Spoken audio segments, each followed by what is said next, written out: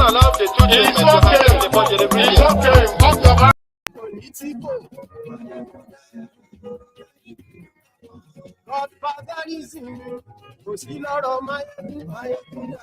Come, so much.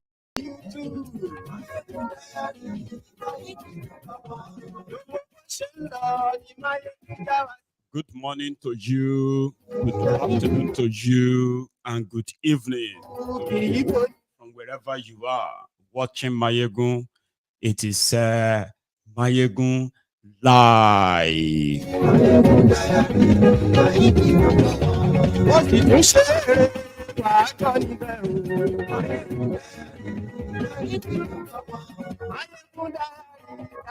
Politico.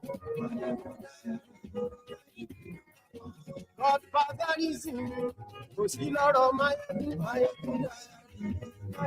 Remember, read the caption of the broadcast, the description of the broadcast, like the broadcast, share it to invite your friends and your not so friendly friends and tell them that Maiyegun today, simple steps. Ani esuraki Maiyegun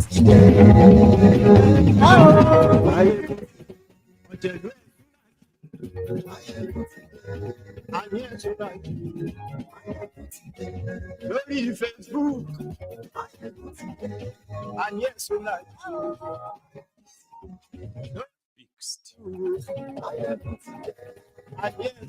The Dubai visa lift, visa ban lift. Okay, I think I should frame it better. The lifted visa ban by the UAE and the conditions attached, everything has come back to be a scam to fleece Nigerians. We'll break it down. We'll break it down tonight.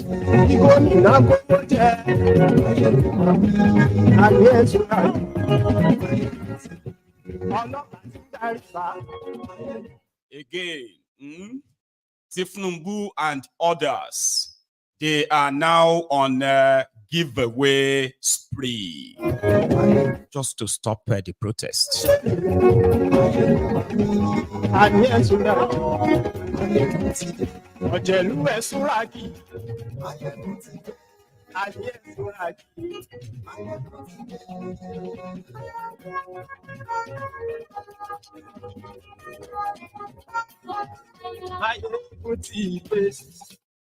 Thank you, Motide.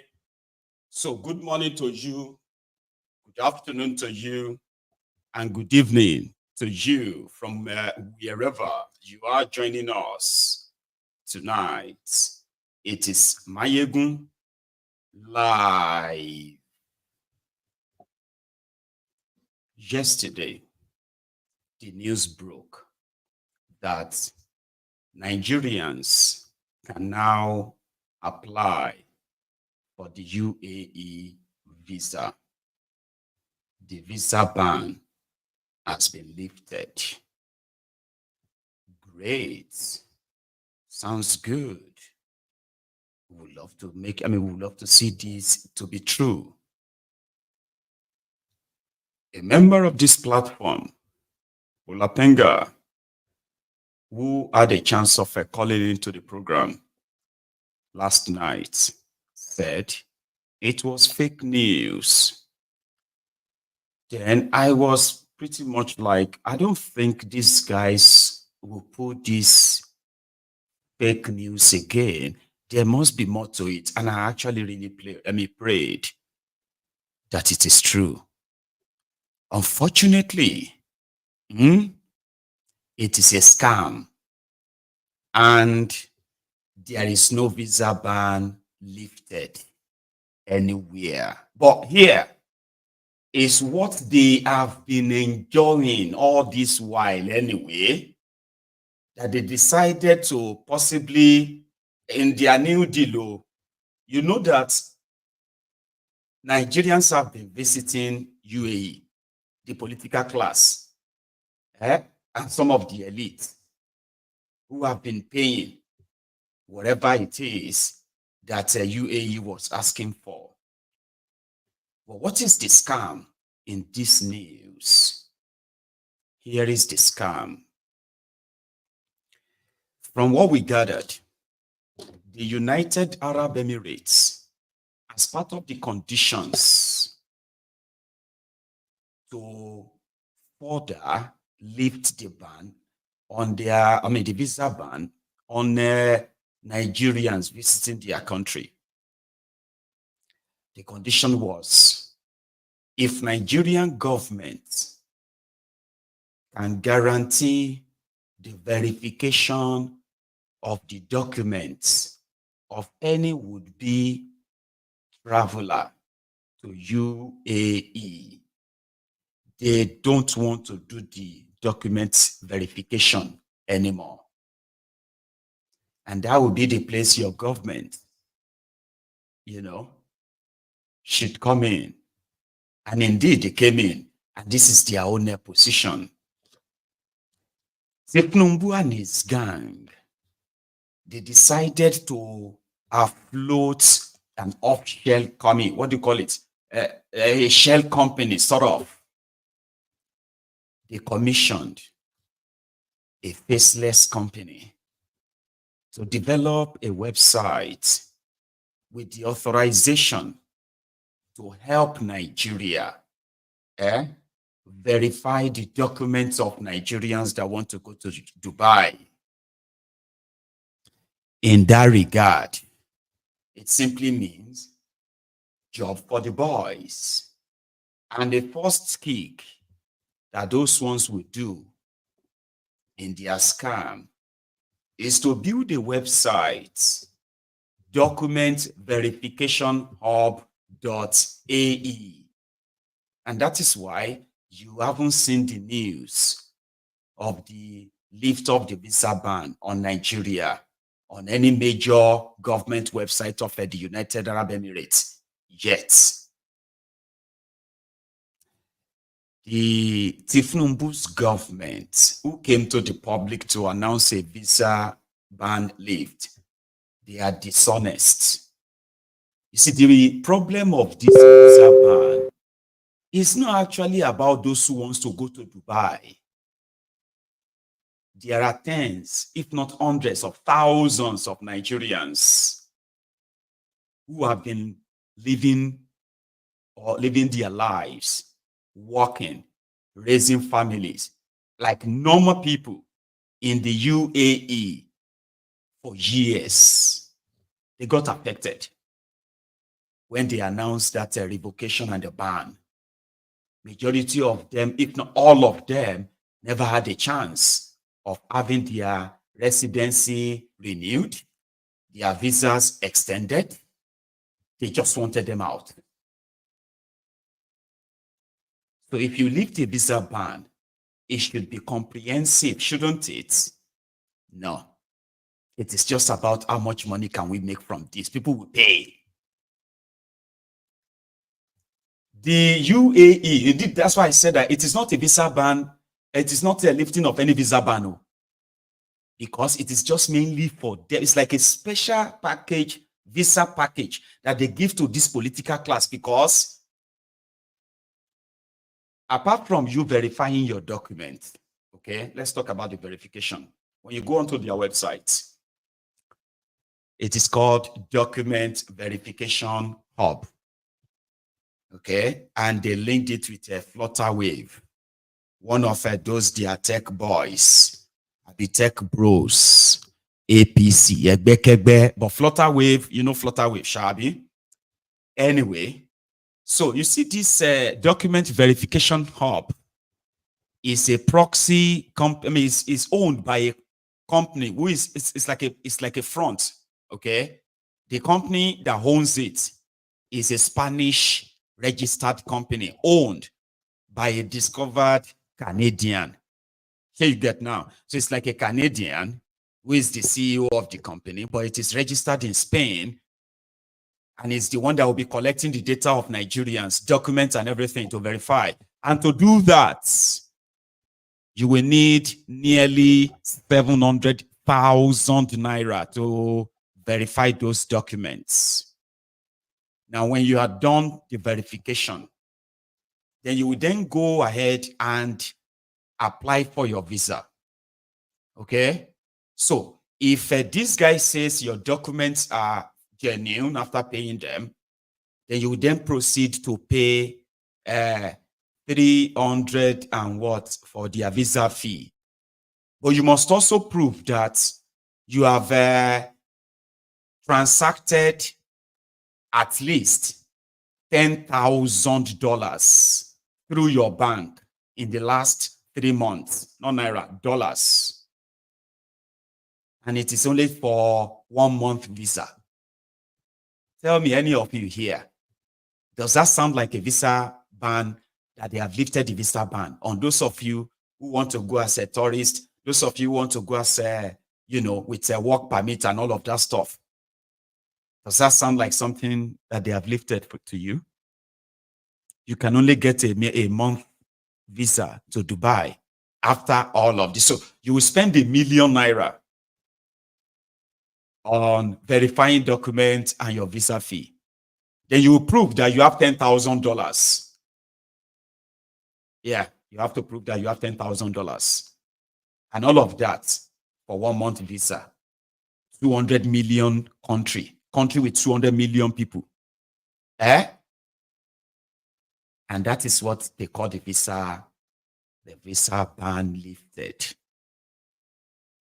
Nigerians living in UAE, they are completely lost in all of this. You see, when you read news like this, that APC, Egbekegbe, heartless criminals who don't give a damn, the criminals that will monetize every problem, their own problem, the problems they created, they monetize it. Not because they want the problem solved, no. Let's just milk it. They decided to please their own citizens. You know Nigerians now, some of them will still be deceived into coughing out millions of naira for Dubai visa. When you get to Dubai, they will convert your visa to working visa. They will first give you 1 month. After that, when you get to Dubai, there are many people that will be scammed by this. Because the government of Nigeria says we have lifted the ban. But when you go onto the UAE website, you have nothing like that.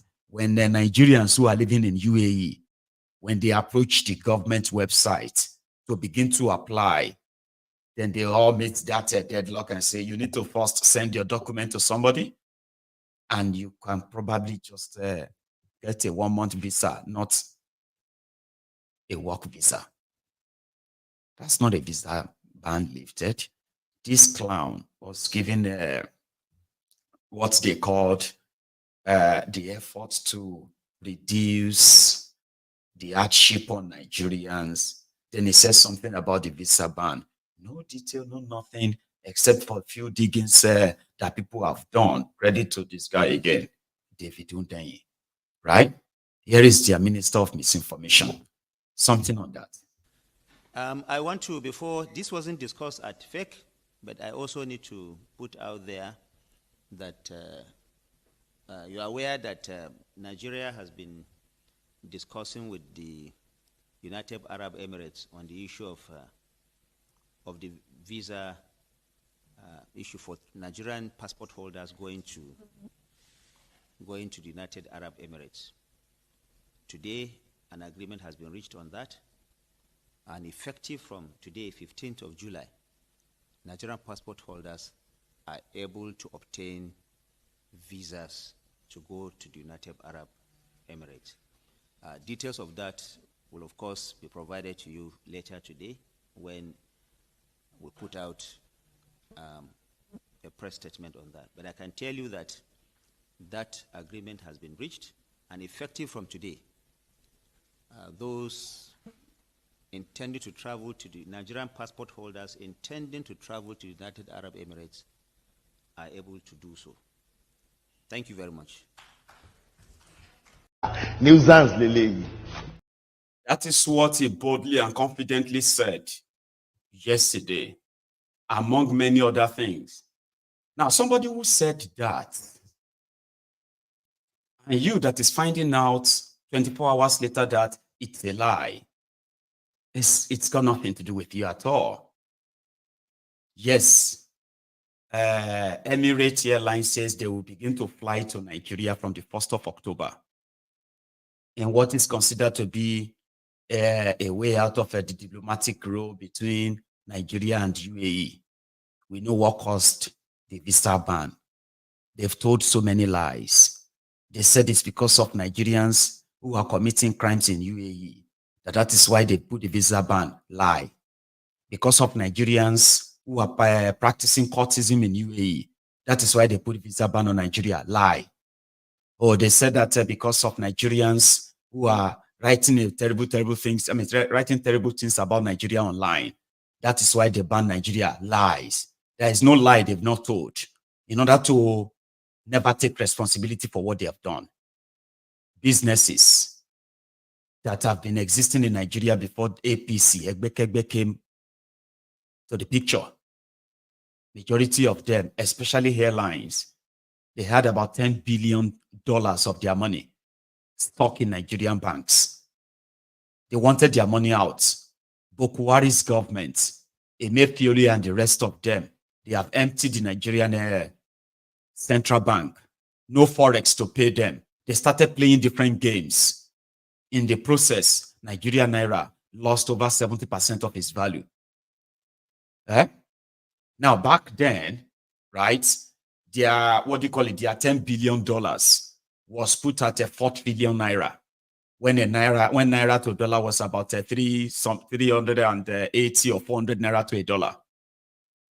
Now, they didn't pay it. They were playing games. At first, they said, well, Nigeria doesn't spend dollars. They should take naira. I was like, that wasn't the agreement. We are investors in your country. The thing is, once we make a profit, pay our taxes, we take our profits out. You've taken your taxes. Now you don't want us to take our money out. You are giving us conditions. They dragged this on until naira collapsed completely. Now that 4 trillion naira, $10 billion, skyrocketed to over 15 trillion naira. Once Nigeria naira turned to 1,500 naira to a dollar. So if Nigeria is to pay back the $10 billion, Nigeria will need 15 trillion naira to pay it back. You know what they are doing? They now said they were giving them the offer of, you know what, we'll pay you back your money at the rate of 600 naira to a dollar. Some of them accepted, but the chunk of them rejected it, including this UAE, Emirates Airline, that we were told though, that they have more than $2 billion of their money stuck in Nigeria. So this was the reason why the UAE government, to protect their own citizens and their businesses, this was their own payback. They said, we don't want Nigeria. We don't want to do anything with Nigeria anymore until that money is paid. And that was what Thiefnubu went to Dubai to talk about the last year, with the promise that they will pay them the money. Some of the videos we shared here, but Thiefnubu was telling them, don't worry, come and invest. You can take your money out anytime. You can take your money out anytime. This money hasn't been paid you. It is still a promissory note too, right? But that doesn't mean that people are not being given visa to go to Dubai. They just don't want the rest of you. Normal way. Dubai, Nigeria, Dubai, you would have to actually like go and bring the wedding certificate of your great grandma and a wedding ring as a collateral to prove to them that what? Empty your bank, sell your properties because of a 1 month visa to Dubai, which is what they get for themselves from all the monies they are looting and stealing from you.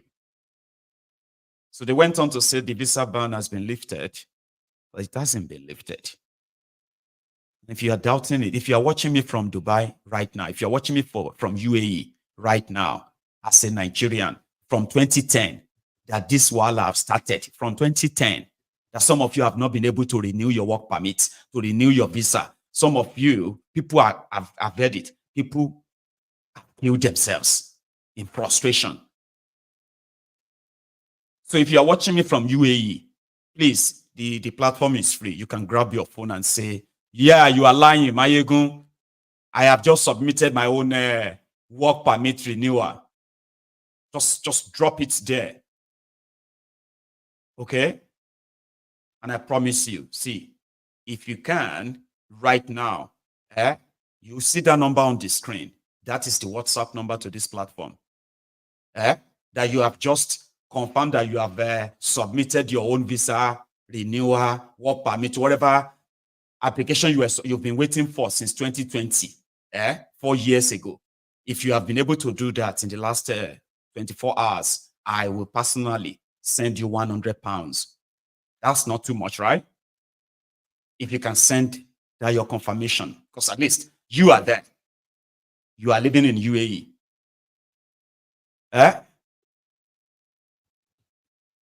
I mean, that's how you know. You know, if you say it's because let us at least say something good about them. It's because you don't like them. At least people who live in UAE, 1, 2, 3, or maybe 10 people watching this broadcast right now could be watching from UAE. You tell me. At least you've heard the news. Have you not? Is this not the news you've heard many times again and again and again? Rather than solve it, they are now monetizing it. Yes, they are monetizing it. They are milking it. And I hope you won't fall victim of those who are going to use the news to empty your bank accounts. They've lifted the ban on Dubai. They've lifted the ban on Dubai. The visa is going.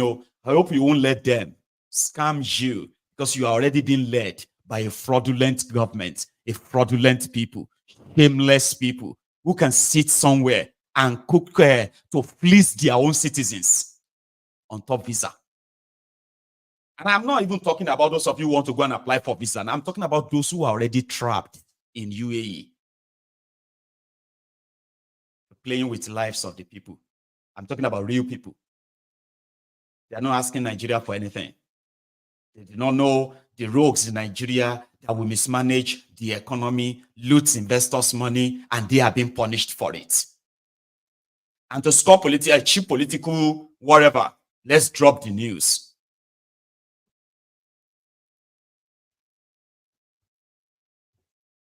A lot of people have returned, no doubt. Some people have been lucky. They've moved to another country in the last 4 years. Some have returned to Nigeria. Some have sold everything they have. Some have turned to petty criminals. Ladies have turned to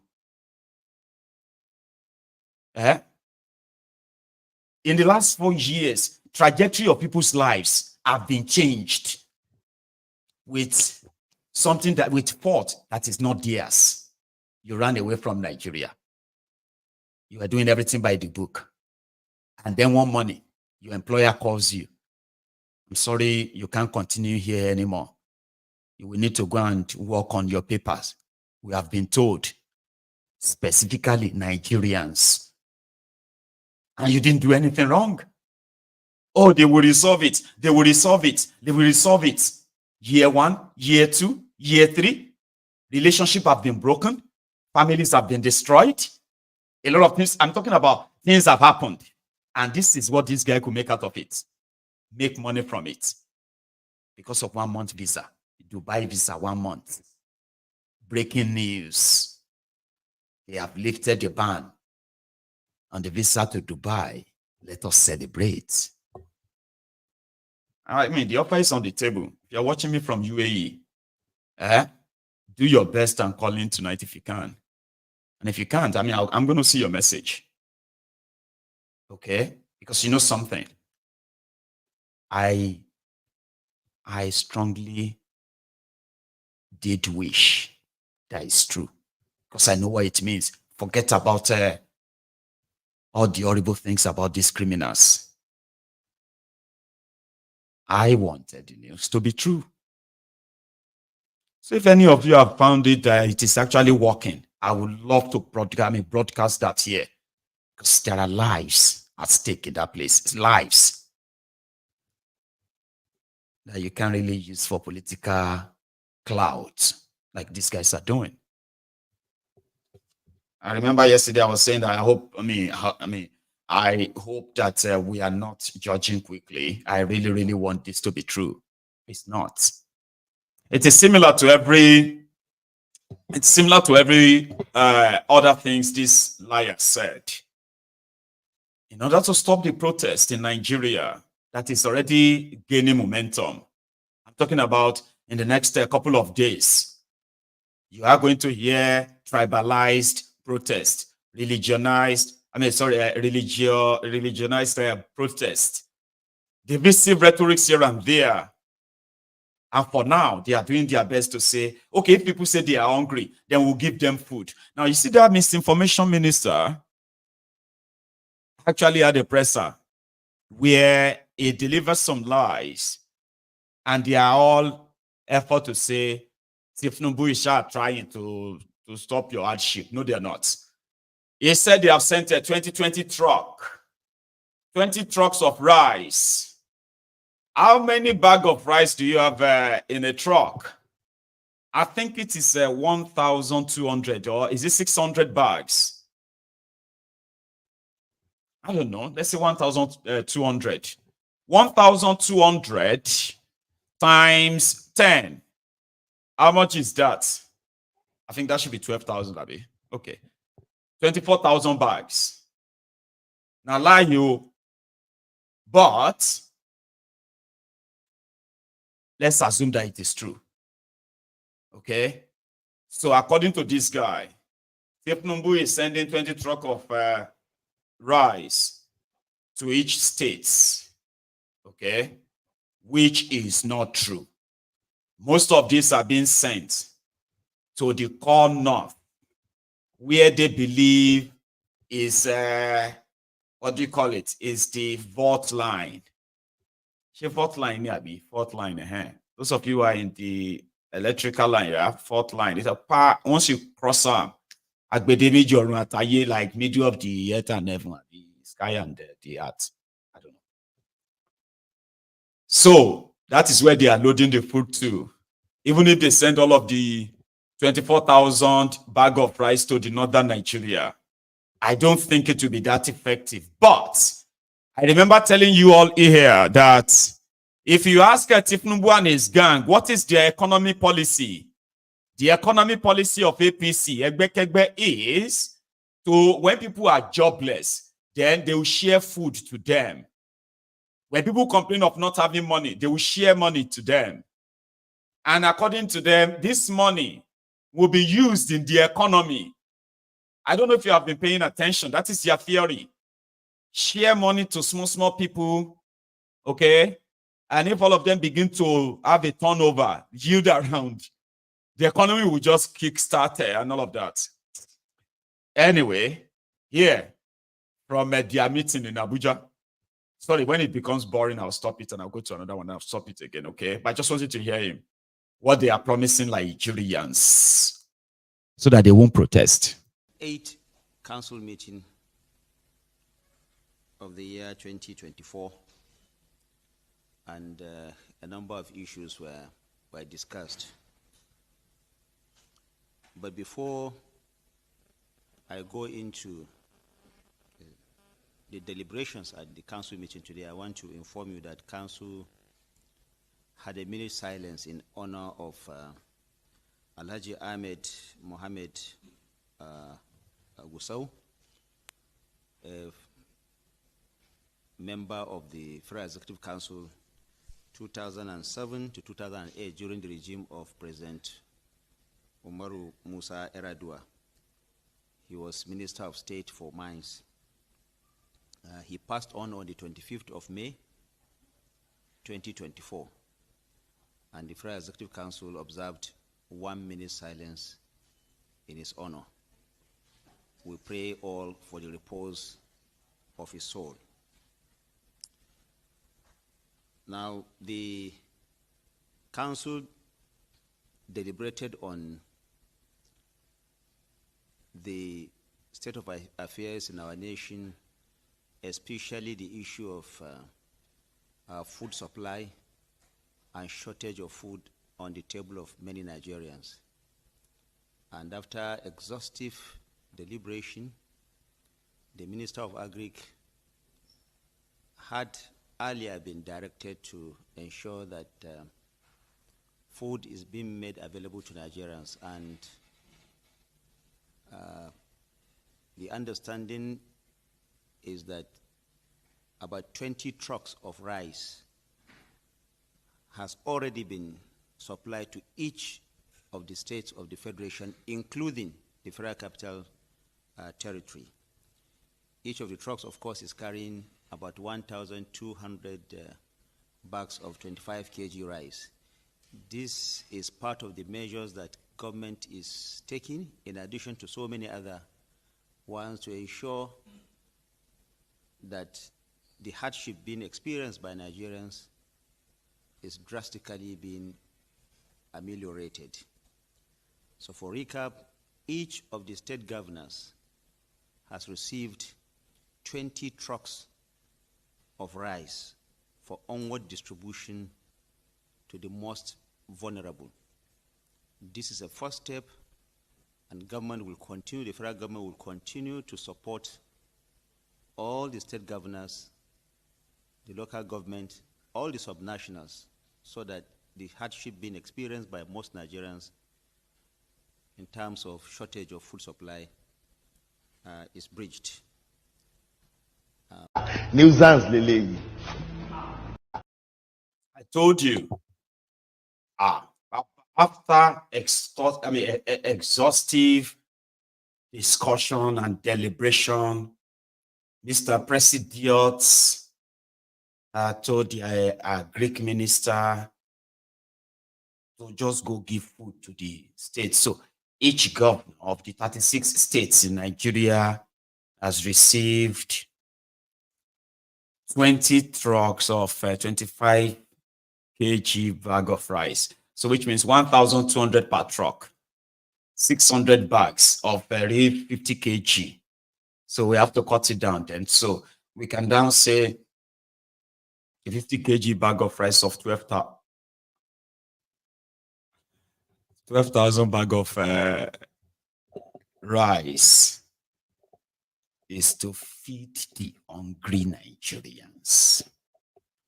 And if we have to go by that theory, the man with taxation and statistics una go chop. How do you think 145 million Nigerians living in multi-dimensional poverty, how do you think they will share 12,000 bag of 50 kg rice? Any idea? Do you remember that a month ago, because of this same hardship talk, Thiefnubu said they have approved 300 billion naira and they were going to give 11 million of, no, so they were going to give 7.5 million of you, 50,000 naira each a month ago.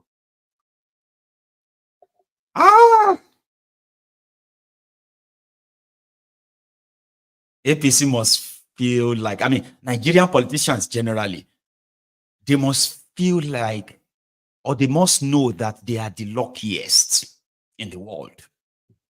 Alone. Some of you have already dropped out of school. You can't go back and you won't be going back. But they told you, what was that? They told you that you would have a student loan since July 2023. Well, the issue we're there right now is not even about student loan or anything anymore. It's about food, Abby. I mean, at least that's what I experienced on the streets, asking people. Take a look at this one. Now, what you do for now, the day they go say fight don't happen, make everybody kill ourselves, both the big man, the poor man. Because how go they for this country?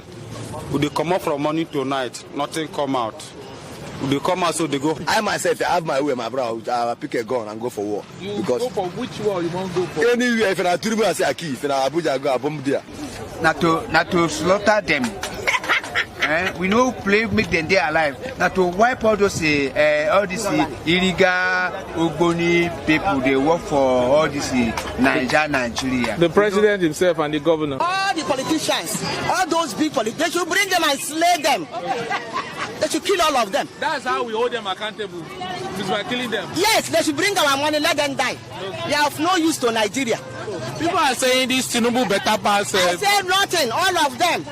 All of them. They should bring all of them and kill them. They are of no use to Nigeria. Revolution should take place in Nigeria. You are calling that thing that happened to Ghana, let it happen to Nigeria. All right, thank you. You say hunger too much. Hunger, common Gary when person go carry Gary put for water drink. Gary cost. Low cost. In short, everything, nothing there normal. Na bitterness with the bitter, because you can imagine now, look inside market now, nobody is selling nothing. Imagine one cup of garri now is 300 naira. A custard garri they buy one for 1,000. Now is 4,500, 5,000 naira. There is nothing to celebrate now. That they are celebrating bitterness, because all the thing where Thiefnubu they rule, all the things is bitter. Now he return us back to Egypt. Instead of Ghana to go Israel, they cannot go back to Egypt. Do something else. You cannot control Nigeria. Nigeria is bigger than Mr. President. If you know, Nigeria is bigger than Mr. President. And Mr. President is old enough. He's old enough. He cannot control this country. Old age is worrying. Old age is disturbing him a lot. Look at how can somebody come out in public to address people. Before you know, he fell down and say he's Buga. He called himself a Lagos boy. My grandfather is calling himself a Lagos boy. Is it dude? Please tell Mr. President, say we in River State here, Port Harcourt. We are pleading for him to go and look for something else. Go and relax himself. Let somebody take over that seat. I'm trying to consider Buhari than Thiefnubu, because Thiefnubu is a coward, he's a bastard. The old man is weak, older than his brain. The brain is shaking. He don't know how to handle the country. He went and picked vampires, people like wicked them. The people that have, they are monsters. They are not having a godly mind in their heart to come and rule. So they are not qualified to be our leaders. All these people are monsters, they are demons. I hate them with passion. What is the solution now? Make Thiefnubu come out? Yeah, the solution is that we brought a person that will revive Nigeria, being Peter Obi. They refuse. Now look at where they're taking us to. Where Nigeria is going, everything is collapsing, because Peter Obi was a God sent, and without Peter Obi, Nigeria is not going to improve. Yeah. Thiefnubu step down, but people say we divide Nigeria. Even to cut this matter short, the right way to fix it. For our village, all here, everywhere. Now would they buy fuel? People say Buhari, Thiefnubu better pass Buhari. Who talk that? How? Who be that mumu? Who know when say Buhari go over come back? Who for they manage Buhari? But the best option will be vote when they don't give us, like they prepare us. Just look at Abia State now. They are managing their economy. They are enjoying from the day that Labour Party guy entered. This is moving fine. Go to Abia now. They have walked all the roads. Okay. Steady walk. Let's give us your reaction. Because we really suspend for our system. Nothing come out again. Everything don't become worse. You know if you buy Ogogoro again. Come on, Ogogoro there, but know them. For revolution to take place. Thank you very much. I think Kenya and Nigeria, there's a big difference. Number one, the population of Kenya and Nigeria are not the same.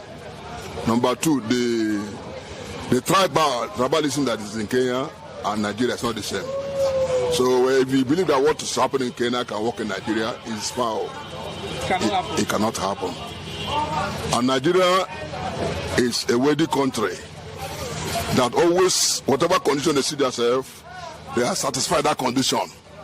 They don't try to kill each other. Only now, what you do for now? The day they go say fight don't happen. No, the day when they go say we they kill ourselves. That's on the street, okay? But let's go back to that liar. Maybe these guys can see him and what he's promising. They say they are doing CNG buses or CNG for cars. Listen, if it's too expensive for you to fuel your car or your tricycle, you can take it to some centers. It is part of the subsidy removal. It's cheaper to use gas to power your car than use fuel, okay, which is also gas in America. In their airports, in their mumu efforts to try to dissuade you from hitting the streets as it is currently brewing. Let's go listen to him again, just briefly. Thursday, I recall that this was already what the labor unions requested during their meeting with Mr. President last week. So the president is in agreement. He knows that the labor wants to quickly finalize this issue of minimum wage, and the government is also anxious to put the issue of minimum wage behind it. So it is expecting that the Nigerian Labour Congress, Trade Union Congress, and all their affiliates, as requested by them last week, will meet the president on Thursday, and after which the president will now transmit whatever the final agreements are or what his views are on the tripartite committee's report to the National Assembly for legislation. Now, in all, the Federal Executive Council took note of some of the complaints amongst Nigerians, some of the issues raised in terms of transportation, in terms of food crisis or food shortages in many homes around the country. And the Federal Executive Council is ramping up all that needs to be done to ensure that food is being put on the table of most Nigerians. So what government is doing now is just the necessary first step to ensure that supplies are made available to Nigerians through the state governors.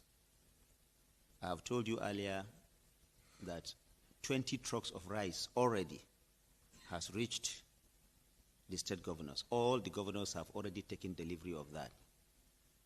And government will continue to work to ensure that food is made available. This, of course, is in addition to the effort that government is making in terms of fertilizer supply, which is already also being processed. Most of the governors will also have support. Recall that the Central Bank of Nigeria had earlier made available over 2.1 million bags of assorted fertilizer to the Ministry of Agriculture and Food Security for onward distribution to these states.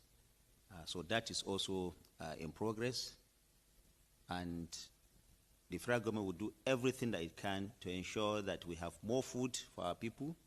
Investments in the agricultural sector is ramped up, and you also know that the Federal Ministry of Livestock Development that was announced by Mr. President will also take off very soon. So these are some of the measures and some of the discussions that we... I have about 6 questions. Let me deal with that. The first one is on from John Bosco on the of Vanguard on the minimum wage. You asked whether figures were discussed. No. I think it is the general parameters and the general principle of the minimum wage itself. And like we have said here severally, the federal government is not in opposition to wage increase. The President and the Federal Executive Council and the federal government are not in opposition to the concept of wage increase. The issue has been a wage increase that is that we can defend, meaning a wage increase that will not lead to inflation, a wage increase that not just the federal government but the subnationals and the organized private sector are able to pay, and something that is also sustainable. I recall that the President also mentioned last week that because of the fact that he is not in opposition to the issue of wage increase, he has even asked that instead of waiting for a whole 5 years before wages are reviewed, he has given or he has muled the idea that we can actually look at these wages between 2 to 3 years, so that if there are gaps, we don't have to wait for 5 years for those gaps to be closed. So the discussion was not around the figure itself. It's about the general parameters and the general principle of the way. Nuisance Lele. Nuisance Lele. Don't ever forget. Everything he's saying is a lie. But did you hear when he said they were having conversation about a minimum wage? Thiefnubu met with the labor. And they said, did they discuss about figures? What is the minimum wage? What have they been talking about? 62,000 or 250,000. Are those not figures? Well, he said no. And because you have been listening to their lies, you will continue to fall into the basket of, or the pit or the hole of poverty. When you listen to criminals like that, it is not really hard to tell, but a lot of you just want to kind of make that thing true, like make lies true so bad that you will defend any lie, and then you get disappointed, and then you repeat it again and again. Sometimes if you don't know, say something has happened to Nigeria. Even me, I believe I know enough that something has happened to Nigeria. But when I saw the video of Abija Warabiekun on TikTok, Abija legend, when they do tap it, I believe with guys like that, with these criminals like this, a lot of people will grow old. And possibly may not even have a chance like Abija. I'm a send the instant Larry, Mudu, comment section. I'm a send the sea. Oh, I only tell Larry. Oh, Nancy Kudaja, Larry. Oh, Budada, Bulubo Tibo. Oh, Budada, Biolubo Tibo. Oh, Bobia, back until one Budada, thing one from Owu Sunday Sonu. Omo Jaja, or Kenny Larry, or Kenny Jetty, or Kuru. Larry, àgbẹ̀ ewu nítorí àdàgbà wo mú ní tó ṣe àtàrí àgàgàrà sága mẹ́ta ń tọpẹ́. Larry jẹ́jẹ́ lọ́kọ́ gbó ọgbò jẹ́jẹ́. Larry jẹ́jẹ́ ládàgbò ọgbò jẹ́jẹ́. Larry ìran àfọ̀nrí òní wọ̀ láìgbò tútù o. Larry mo ti send àkáǹtì yẹn sí comment section. Ẹ wò ní orí àkáǹtì Babalẹ́gbà mo dúpẹ́ lọ́wọ́ rẹ̀ o Larry ò ní tọrọ jẹ o. O ní tọrọ mu o. Ìgbàláyé náà ní kẹsẹ́ náà kan nọ́mbà. The real Ìgbàláyé dúpẹ́ lọ́wọ́ yín o ẹni tọrọ jẹ ẹni tọrọ mu o. Ó wà ní comment section. Babalẹ́gbà ti send ẹ̀. Larry mo dúpẹ́ lọ́wọ́ rẹ o. Wọ́n ní ká tún send o. Ó dúpẹ́ lọ́wọ́ yín ẹni tọrọ jẹ. See, these ones are like legend. If they happen to be probably Americans, he will live for the rest of his life. He doesn't have to be rich. He is a legend. We grew up. There are those, he was one of those who shaped our minds that people can fly or disappear or command. And some of us, those are our own Power Rangers when we were growing up, where the power you live, you can do anything.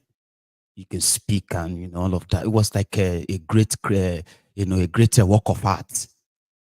Nigeria is a place whereby the world is already rigged against you. Fair enough, the modern one have to kind of make use of today's technology to make even, But certainly, I'm like, it's not that bad, so to say, but Abija Warabiekun, Lori TikTok, the send account number me. So to people like us who grew up in the 80s, in the 90s, that's one of the shock that we never believe we grew up to see. We've seen war, so sure you get, but it is what it is because criminals like this are in charge of government in Nigeria. Liars like this. Let him finish what he's saying. There's a question about, from Larry Lasisi, I think, about rice. Now, because of the urgency of the need to have food available to all Nigerians, government has already taken these very proactive steps to ensure that this rice is available, and not just available, this rice is already being transported to the various states. The state governors are already in receipt of this rice, and this is tied to the question that Ubale from DW asked, that, perhaps this appears small. Yes, it is. And government is not saying that by this supply it is solving all the food challenges or the food problems that we have around the country.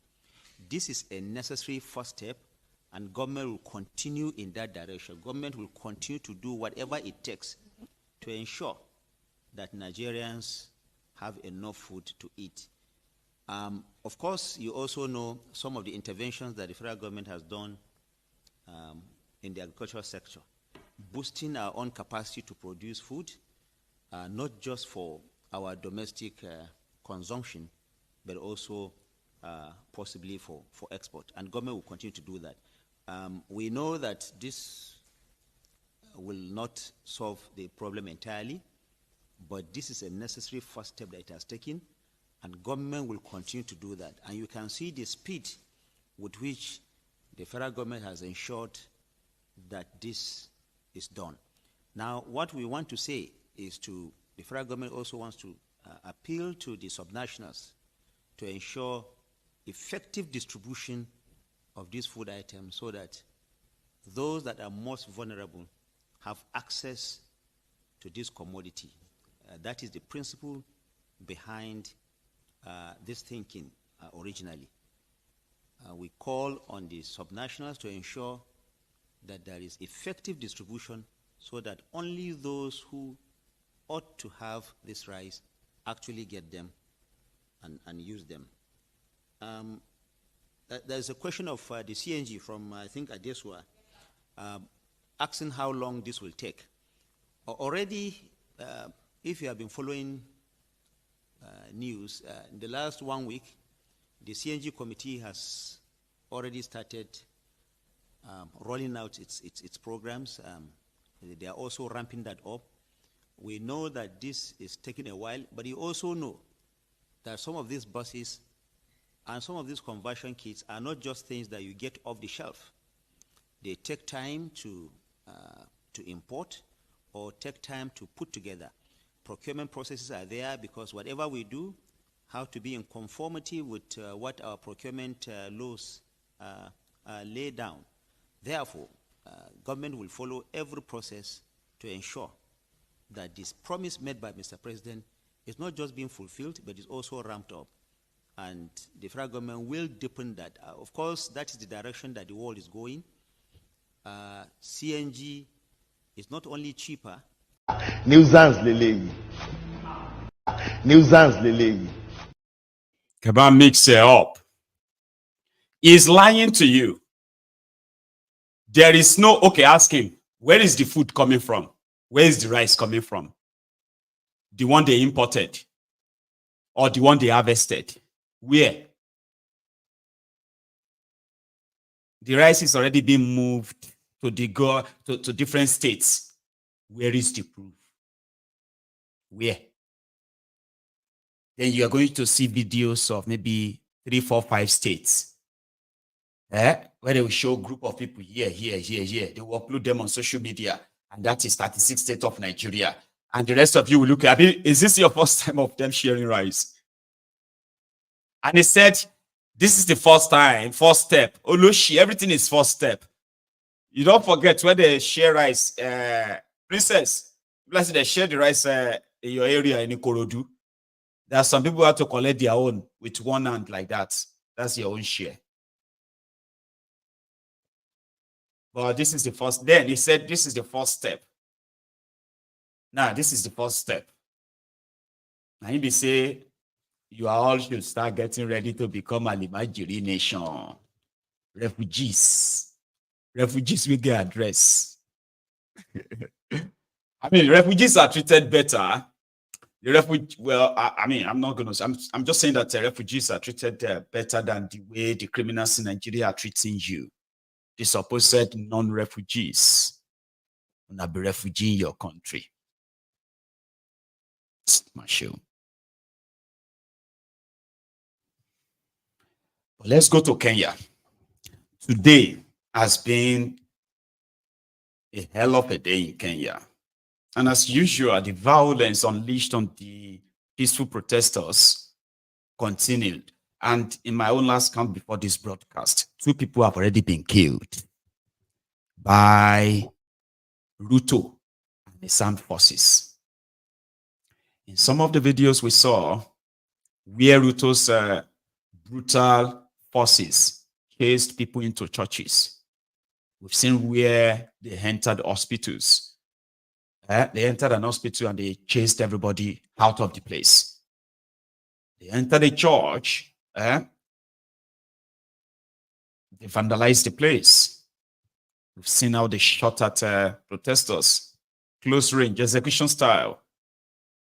And blood everywhere. I don't know at the end of the night how many. And Ruto actually acted like everything is normal. He had visitors from, I think, from my island or something, in his office in government house. Like, it's nothing. The country is not. So let's go to Kenya. I mean, let's pick all this event from everywhere as usual. That's what I did. I put them from everywhere. Engagement here and there. Some where people are like having to run. Some places where people have to like sing. Where some people, you know, all join. So in 2 parts. Let's go see what happened all over Kenya. Today, Ruto must go. You cannot kill us and still lead us. No, Ruto must go. That's what they say. So let's go to Kenya. School children were tear gassed in their school. Children. It is the opening one, the heartbreaking one.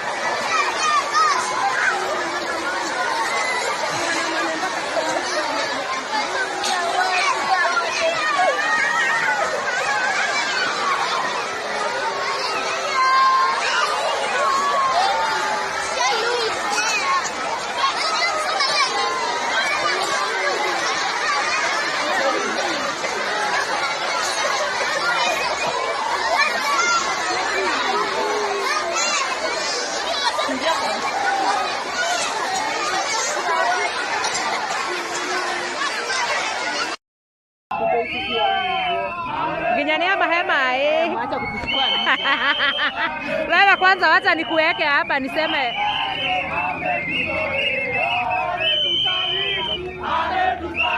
Inereb.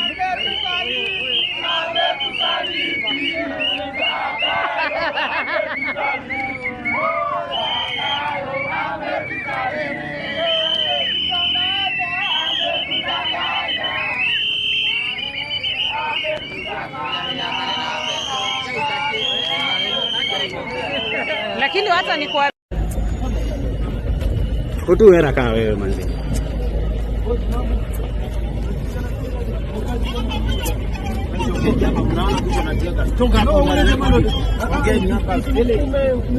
Ukona unaona tuko na jua hata kuja kutuunda nini tafadhali.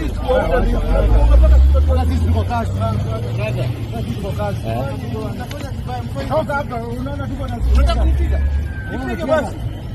Wacha kupiga kuna uchokozi mnapiga tunawapana. Unajua kitu iko kuna heshima kupatia heshima nini kila mnakuja pia kwa hapana kwanza wewe kuna tumbrasa. What's happening?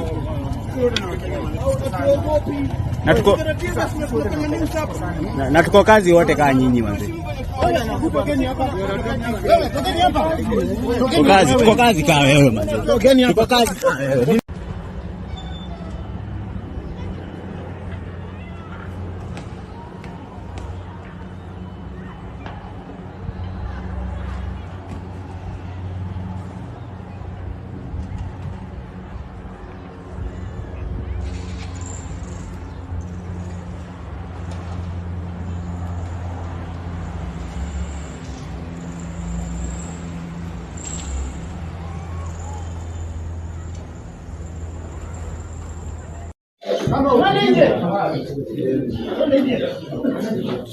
You should talk.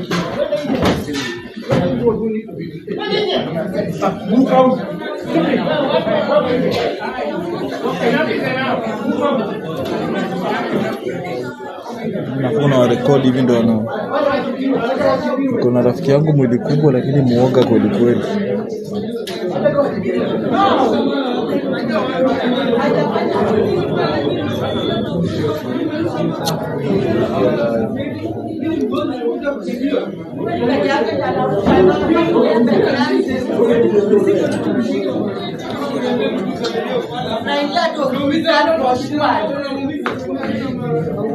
Uzuri tuko bulai. Umbwa.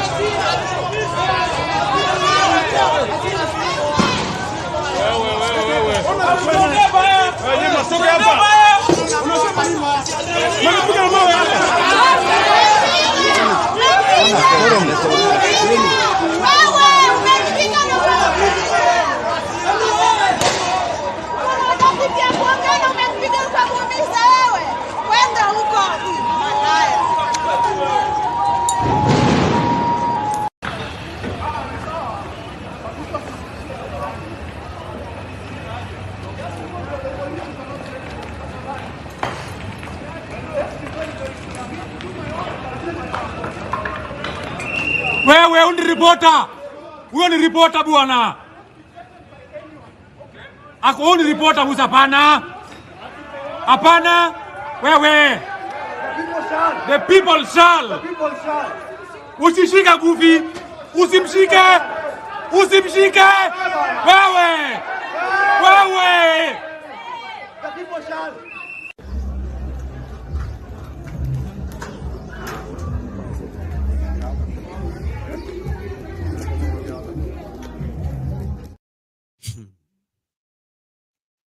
There is more from where that come from. In Nigeria right now, the talk is about the next national protest and also the effort of Thiefnubu and their agent to tribalize it and ensure that your ranks are broken even before you meet on the first day.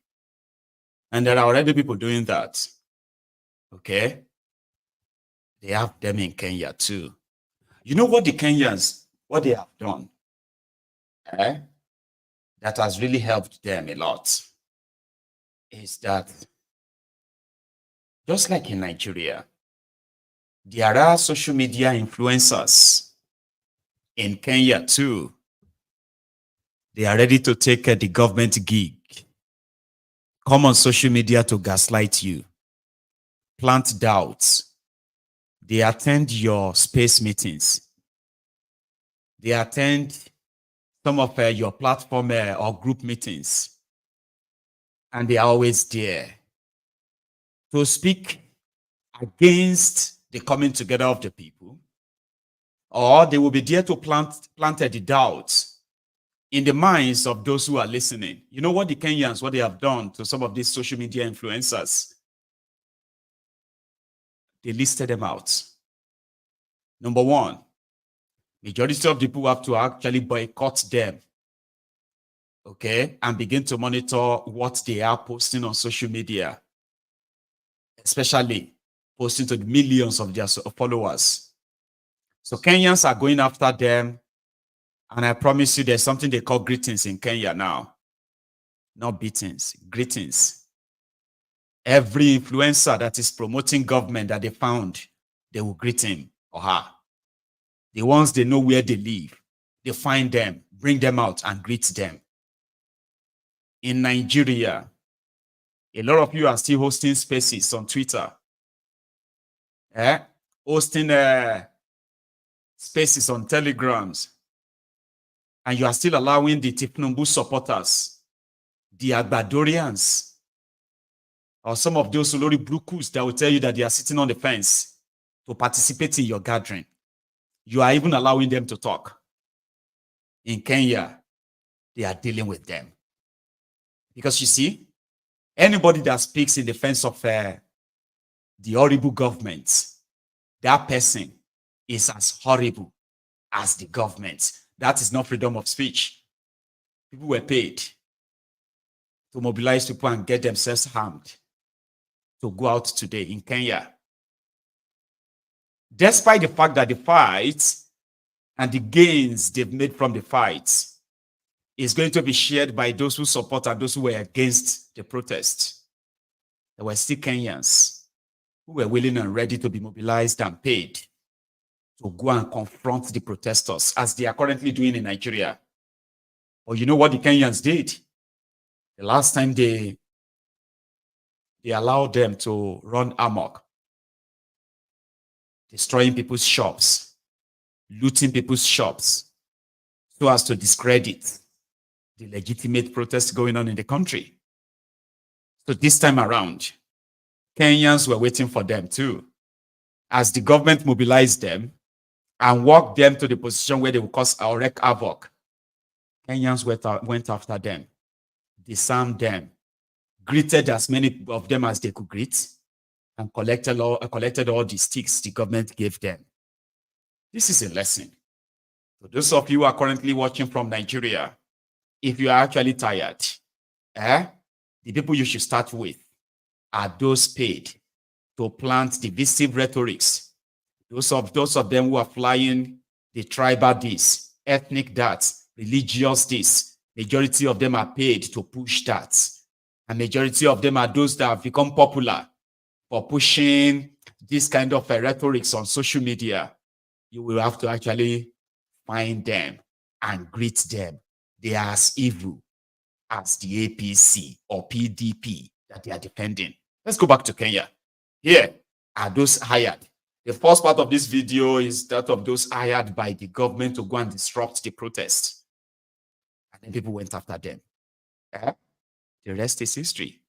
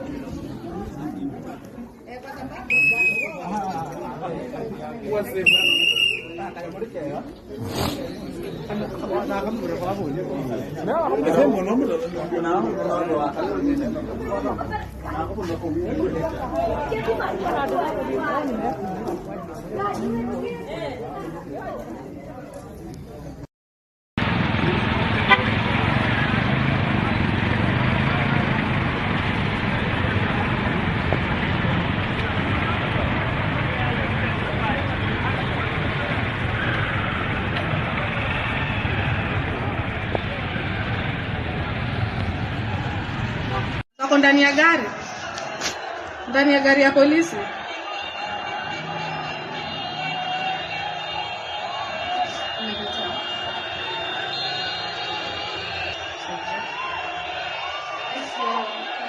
Oh my goodness, kitengela.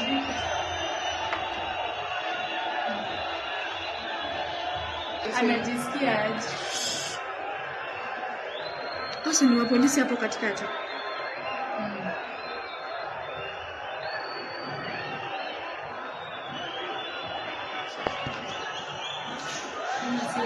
La kitengela. It's another thing. Na imagine uko tu ndani ya yoga.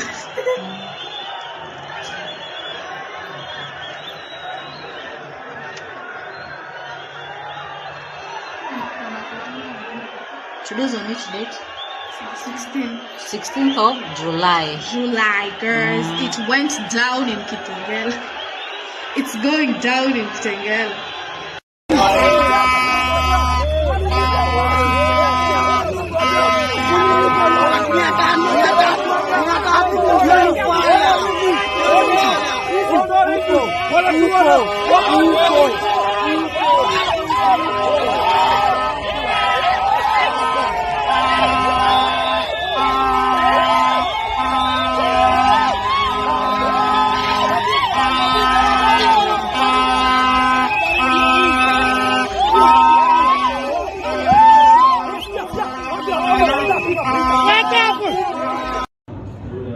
Kuja.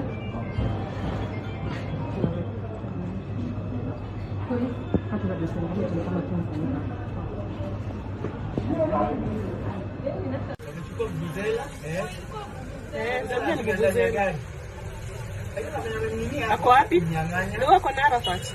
Hawa ni mapolisi kule, sasa anajifunza. Ndio kwa ni watu na viazi. Dukani mmoja amefanya, tunacheki ndio hiyo. Arafat sasa. Wao wamechukua kamera zote hapo, wanachukua kamera. Ndio hiyo. Ndio ameingia magari yake sasa. Mbona huyu anajifunika? Mbona amejifunika? Sasa tujulikane maplay sasa na uana. Wamesema twende nayo. Yeye naenda nayo hiyo station. Na amekosea. Hiyo si right. Hakuna. Sasa ingekuwa amelock gari. Mbona hapo amelock gari? Hapo amelock ni mjinga. Hawezi gonga.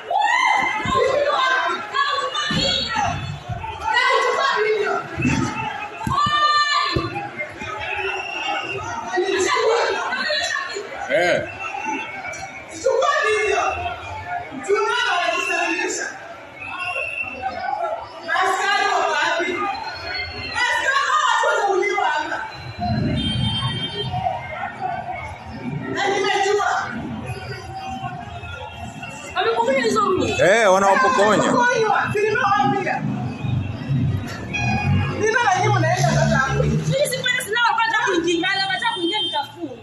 Yule mama ameenda wapi by the way? Nimemfungia nje.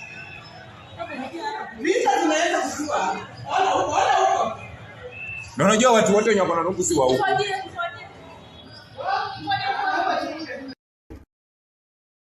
They are called the goons. In Kenya, goons, they are those ones we call the agberos or thugs. Did you see them that second video from the start where they came as they were given that special stick to begin to vandalize and break into shops and, you know, all of that.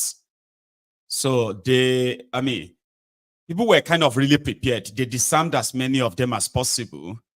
And this time around, that more people have now been killed.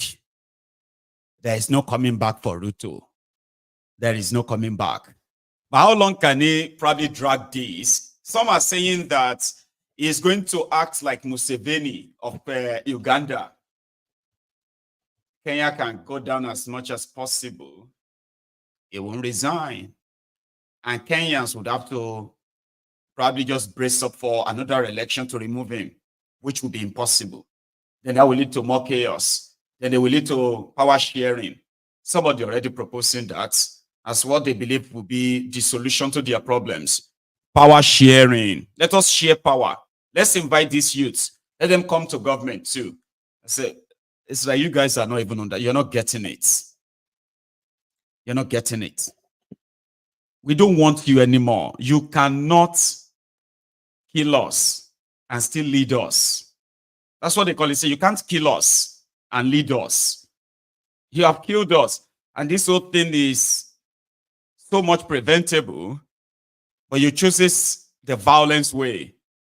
And just like they tried in Kenya to use a tribe, man, you have no idea, okay, to use a tribe against tribes. And most of it is basically for politics. What is going on in Kenya to Ruto is politics. Meanwhile, what is going on with the Kenyans themselves is actually their life and their future. It's got nothing to do with politics. And it must not have anything to do with tribe or ethnic or religion.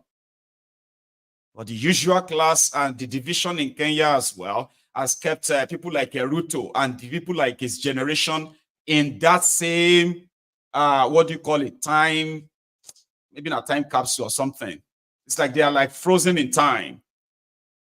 To them, they are still reading, some people sponsoring them, some people, some opposition, some people who don't like me, or those who don't like Kenya, those who don't like government. It is not about the decision you took that led to the death of people that could still be alive today if you had listened to them before now.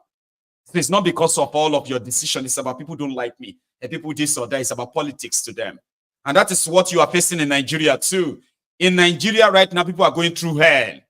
And like seriously, economically, people are going through it more than they've ever been. Nigeria's inflation right now is at the 28th year high.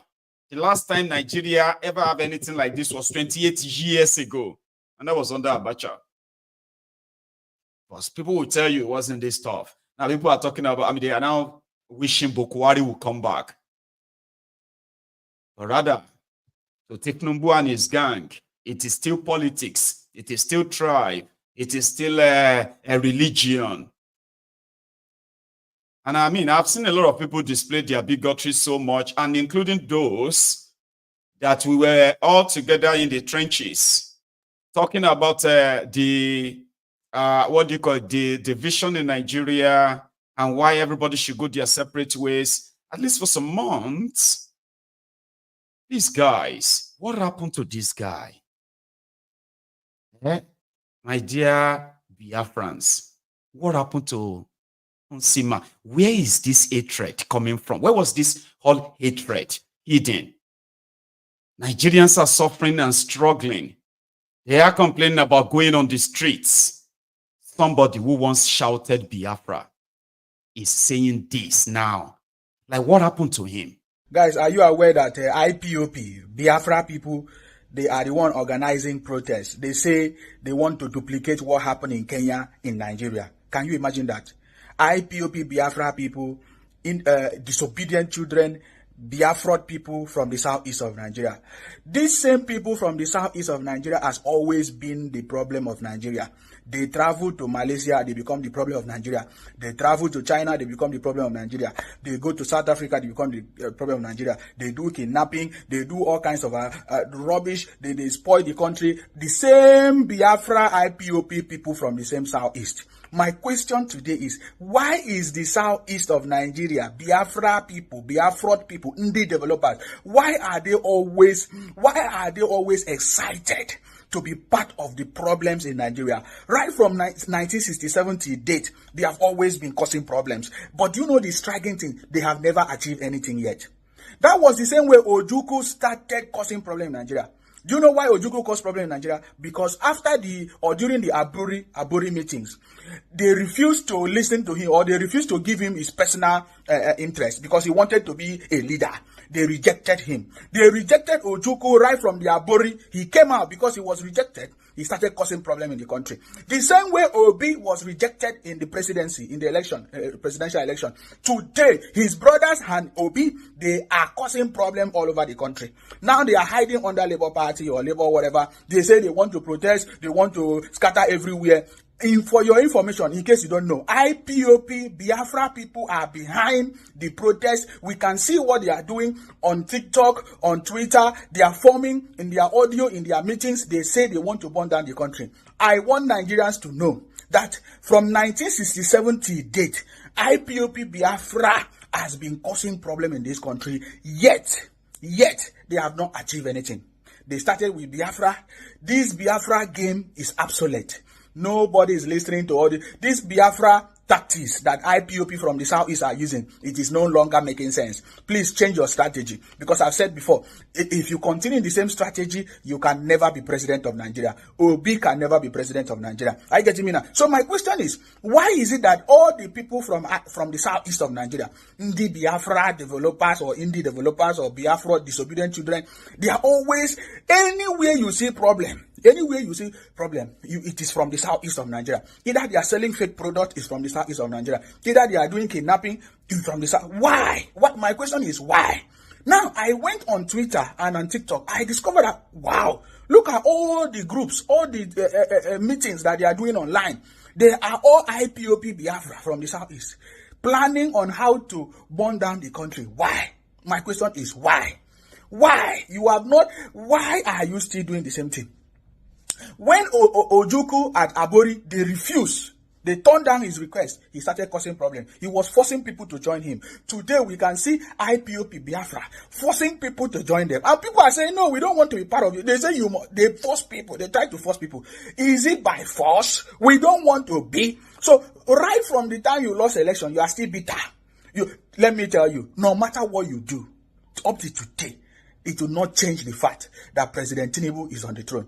With all your propaganda, with all your lies, with all your protests, President Thinubu is still on the throne. Are you getting me now? That was the same way they hijacked NSAS. Look at what they turned him to do. They burn down properties, they do everything, and they were giving commands. Burn down police station, do this, do that. Today, they want to do the same thing. So for your information, in case you don't know, IPOP Biafra people, they are the one organizing protests. They are the one say they want to burn down the country. But this time around, we will never allow them to do it. Go back to your southeast. Go back to your 5 plot of land. Go back to your Biafra and do your protest there. If not, the owners of the land. My message to everybody is rise up and make sure you will not allow all these IPOP Biafra people to come and burn down your villages. Let them go back to their southeast. Let them do whatever they want to do in their southeast. Enough is enough. This nonsense must stop. And for you to become the president of Nigeria, you must apologize to Nigerians for all the calamity and lies and propaganda that you have meted on Nigeria for a very long time. Bunch of criminals. President Thinubu is on the throne. Nuisance Lele. What happened to that guy? See, I know that he has publicly declared his support for Thiefnubu. Okay? Like, that's his own choice. Right? You can say you are for Biafra today, and if you say you are not for Biafra tomorrow, people will know that you were never part of them. So yeah, fine. You had your run. You had all the attention you wanted. This guy was on this platform. But I'm not even like about his Thiefnubu. So I'm like, what happened to him? Something must have died inside him. Something must have happened to him. I know a lot of you will say it's clout, it's all of that. He actually he spilled out so much hatred in his that he has inside him against an ethnic nationality. All for what? Ojukwu was this or that in Aburi. Where did he get that from? Eh? Igbos are responsible for all the problems in Nigeria. Where is that coming from? Igbos are organizing the protest in Nigeria. Where did he get that from? Like, how? I don't understand, right? Listen, in the past, right? This guy was on this platform. He was on MaiyegunsDiary Politico the day we were launching the Diaspora Radio International. Remember? The video is still on my platform. He said a lot. I just don't know what could have happened to him. Right? These are a few of his rants on social media. That is IPOB autopilot. And there were those who were fighting the IPOB DOS and all of that. I mean, we all saw all of that, but I just don't understand. Eh? This is the guy who was with Simon. They were all together then. I mean, if they had their disagreement and the rest of that, how could you really have so much hatred in your mind, in your heart? And you are actually like everywhere. Now you are joining the people that are setting the Igbos up. For what?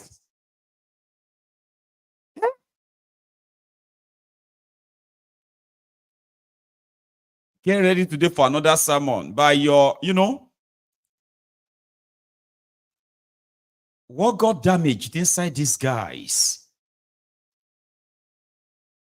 that is supposed love for Thiefnubu will now make you do that. Unsima. Then I looked you in the face. You are on my platform. We're talking about all this marginalization. We're talking about all this criminality. Wow. Just wow. Now you can actually add your voice and call for the killings of the Igbos and destruction of the Igbos. Really? With what they have nothing to do with. It was the same guy who was, when he was still IPOB. And he was there calling on the attack on the Nnamdi Kanu's brother, because Nnamdi Kanu's brother was befriending the government. Man, this one a shock.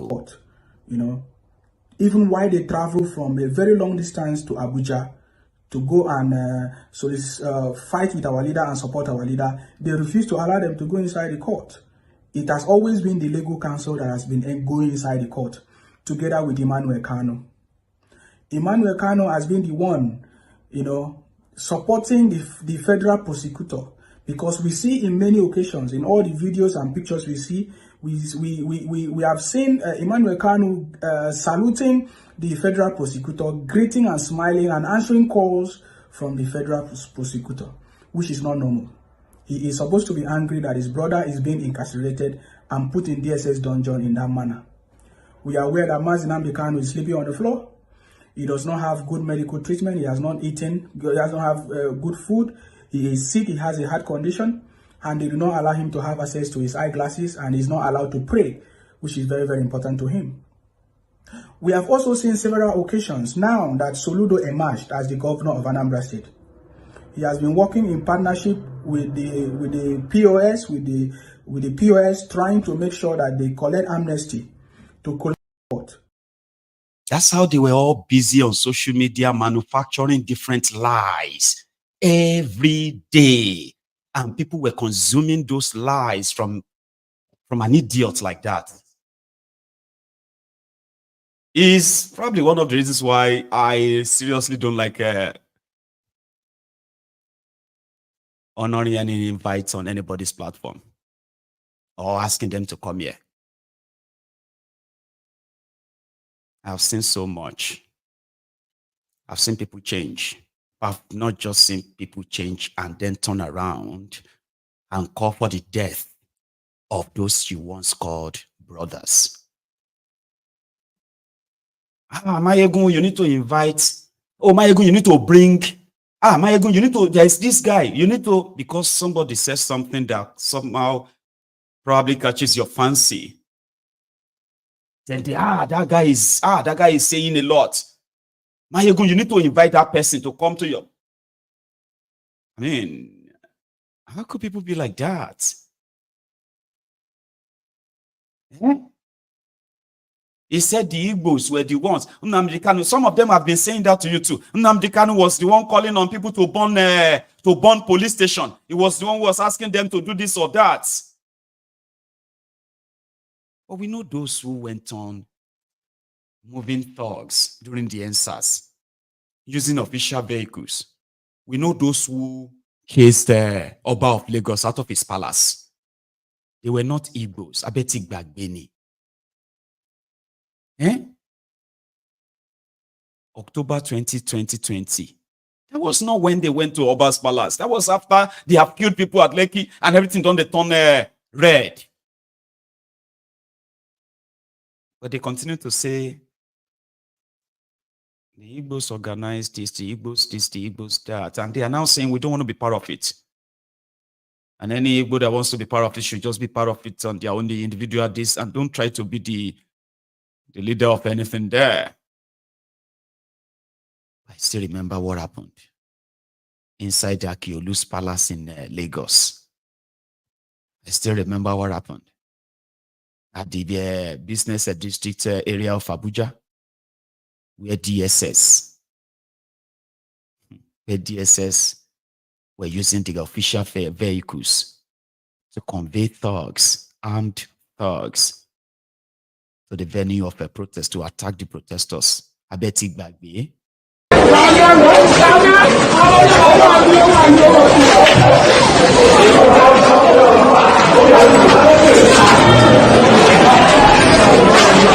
Ogima, I see everything. You don't shop am. Oba of Lagos. You don't shop am, everything. Everything. Nothing. You don't shop everything. What do you do about Lagos? All everything, everybody.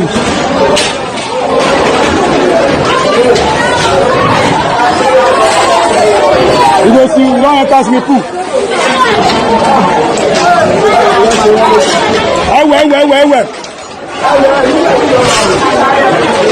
Everything is done. We go swim inside the pool here. Everybody they enjoy, no wala.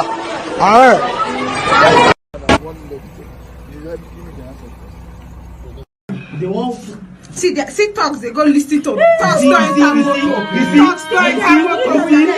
talks to enter motor with them. See the security people. See them. They don't go pack the talks, so they don't go pack the talks. See them. All these videos are on social media, they are online. But there are still some of you that consumes these hateful rhetorics because they kind of appeal to your bigotry.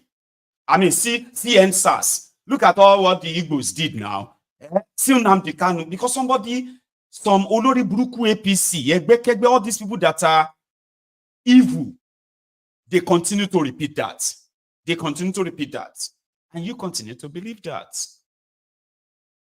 Why did they attack Oba of Lagos Palace? People that are suffering from the coronavirus lockdown. The food meant for the people were found inside Oba's house. Some of the NGOs, medical outreach, when they bring medicines and all of that for people, and they test people. When they got inside the Oba's house, they got into Oba's storage. It's filled with food, and they are labeled palliative, federal government palliative. Waiting palliative they do inside Akiolu's palace and storage room. So people started going, now in people for in whole area, the people of Isaleko, Idugoron, Iga, now people from the area, children from the area, bombarded the palace. And they were lifting out food, medicals that have been there, God knows for how long. But when APC, Egbekegbe want to talk to you, they will say, we will never allow any protest of Igbo people want to destroy Lagos. And some of you just help them spread it. At least it kind of appeals to your bigotry.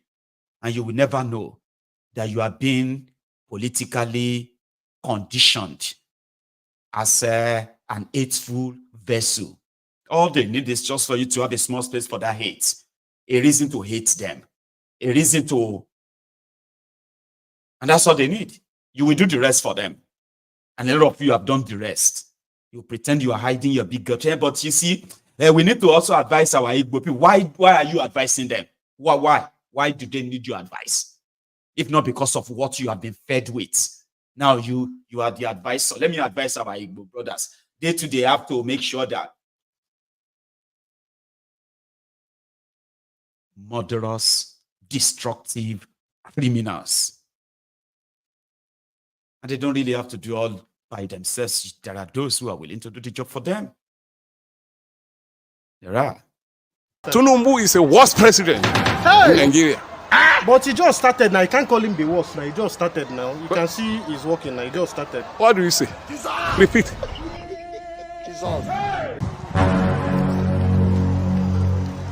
Let's know if Baba will give us what we want.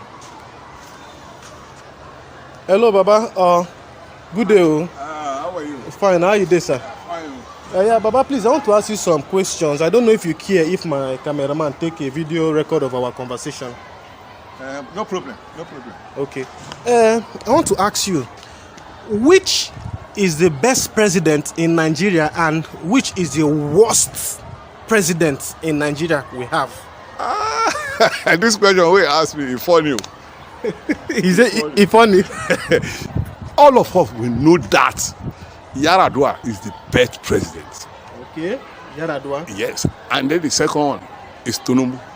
Wait, I don't understand. Are you saying Thiefnubu is the best president and Yar'Adua is the worst president? Which one? No, don't tell me that one. I don't understand. Thiefnubu is a worst president in Nigeria. But he just started now. You can't call him the worst now. He just started now. You can see he's working now. He just started. What do you say? Repeat. I say he just started now. You know, he just start. He can't judge. See me as I did. See my belly is big like this now. Say I don't try. Hey. If he say 1 year, you say you use 1 year, Abi. You use 1 year. Yeah. You don't chop this morning. I never chop, but the fast. You dey fast. Okay. When you fast finish, no be chop you go chop. Yeah. The thing wey dey there be say I wan make you know say in old president the worst for 1 year wey do, and then when you 4 years so we no go dry finish. You know, but you vote am now. Yes, say you vote am now. I vote am. I no know say na so e go be. Hey, so you follow for wetin put us for this thing? Na devil. Na devil. Na devil. Where devil dey in own? Why they call devil? Devil is innocent. You know say devil and God na him dey waka. Anyone wey enter our belle na you go follow now. Na wow. He surprise me. So that day now you follow people when they say Emilio come. Na so we see am. Emilio come. Na so we see am. Hey, so what can we do now to make him work? The thing wey dey there be say make we go do farm. Baba, but you know Thiefnubu promised us renew hope. So what do you think about that renew hope? He's going to renew Nigeria, revitalize Nigeria. For where? Na today. You know say as Thiefnubu don enter, he just first open sausaging. And from sausaging, wahala don start for Nigeria. Garri wey we dey chop, na big man dey chop am now. Semo good pass garri now. Na true I tell you, you hear something for Nigeria say anything wey go up e dey come down. My brother, me I wan japa o. I wan japa o because as you see me like this, see body, see me. Baba, why the japa go? I don't understand though. I dey go Canada. Na transport dey worry me o. Abi you go borrow me money? Canada, you? Yes. Can you walk? See me now. Jump, let me see. Hey! Take abeg, I no wan kick am, make you no fall. Fall for wetin? You no see me? Sorry, sir. Japa. And don't be surprised, right? He can still japa. On this platform, we have honorable men and women, distinguished men and women who worked hard in their different profession. And guess what? At their supposed retirement age, they discovered that they've got nothing. They are going to retire on because the economy is devalued.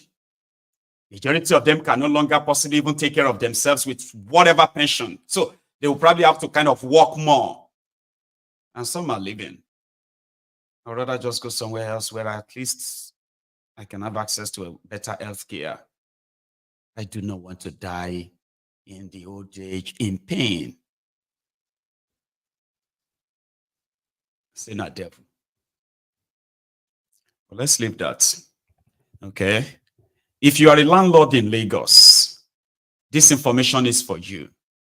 And if you are also a tenant in Lagos, this message is also for you. But before we get to that, here is Sanwo-Eku doing Father Christmas for the U-Coppers in Lagos with the Lagos State taxpayers' money.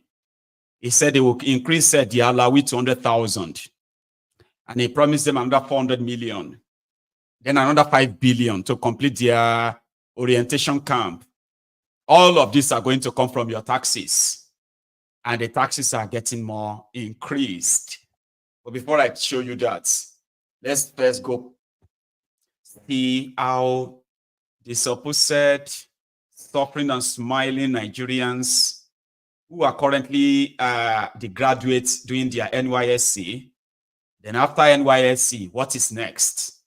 But they have the image and the selfies that they took with one of the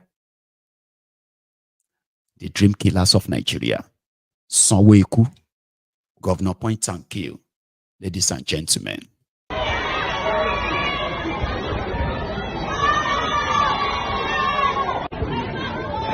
How are you? How are you?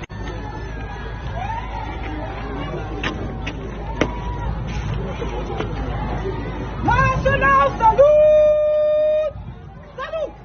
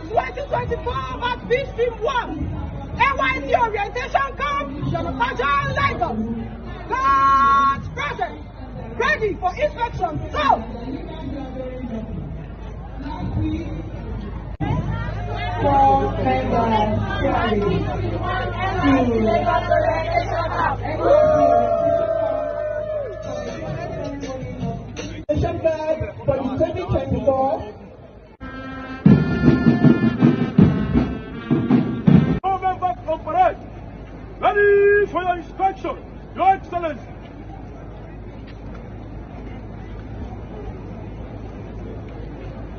The overall parade commander has said, Abibola Etule Baderewa, the camp director for this batch, one member Chukwuemeka Samuel,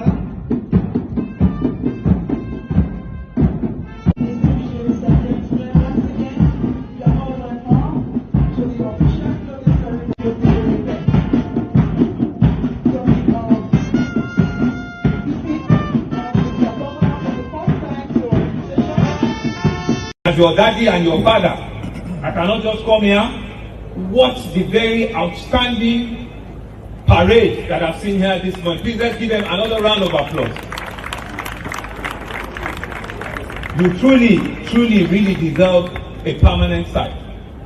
And so this year alone, I'll be putting available a total of 5 billion that I'll be using to start the full development of the permanent site for NYSC. For this batch, we have 4,254. And so with all sense of responsibility, and because you've been very hardworking, each and every one of you will go home with 100,000 naira.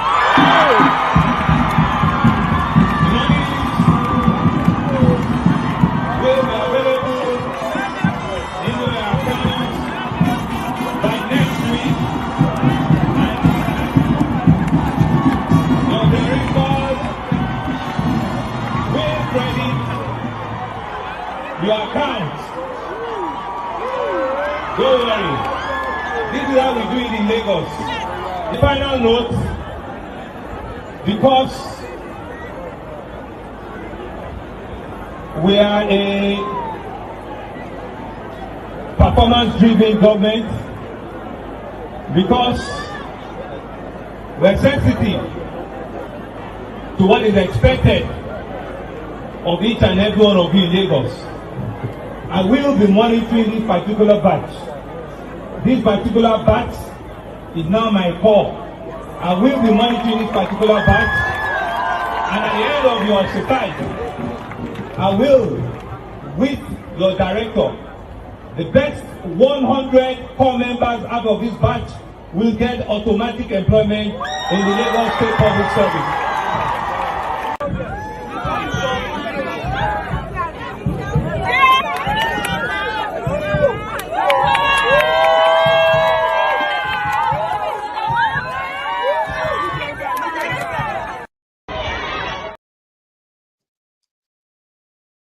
You could tell those ones now, say, let us go and protest. You think so they will follow you? Eh? I don't think so. Somebody said the money somewhere could promise them is audio. So I went on to go and look for this clip. And it is a clip that he promised sometimes in February this year. Okay. And it was about a free meal, feeding 1,000 of you in Lagos State every month for 6 months. It is almost the end of the 5th month. So I just want to ask if any of you have been. Sorry, I want to check if any of you have been fed. I should have put it on before now, okay? But I have to do it now that I'm talking about it before I go to the next thing, even though my time is so almost out or almost up, right? So the third level will be that we are now going to do what we call, the soup bowl, the soup kitchen. We did it also during COVID. We want to identify mama put, caterers that are in your look, and we want to be able to feed between 1,000 and 1,500 in every local government per day, at the first instance for the next, 30 to 60 days. So let's watch out the logistics. We are identifying, the caterers already, funds will be sent to them and they will have vouchers so that people just walk in, and just give them something, to eat, one a day, and let's just continue, on that. The whole idea around this is that one of the verticals will reach you in one form or the other. So that's regarding food. No, I've not finished. That is a Sonwe Iku, ladies and gentlemen. So they are bribing everybody everywhere. There is one they call a crazy, no, not crazy, angry Malam. I have seen the guy a few times. I've never really seen any reason why, but social media is such an incredible place. So they call him a crazy Malam. I'm not sure if I know that right, too. But he's always a guy who has anger problem. And then having the anger problem has got him a job in Thiefnubu's government. Thiefnubu has appointed over 6,000 special advisors, personal advisors here and there. They also have their own special advisor too. And here is one of them.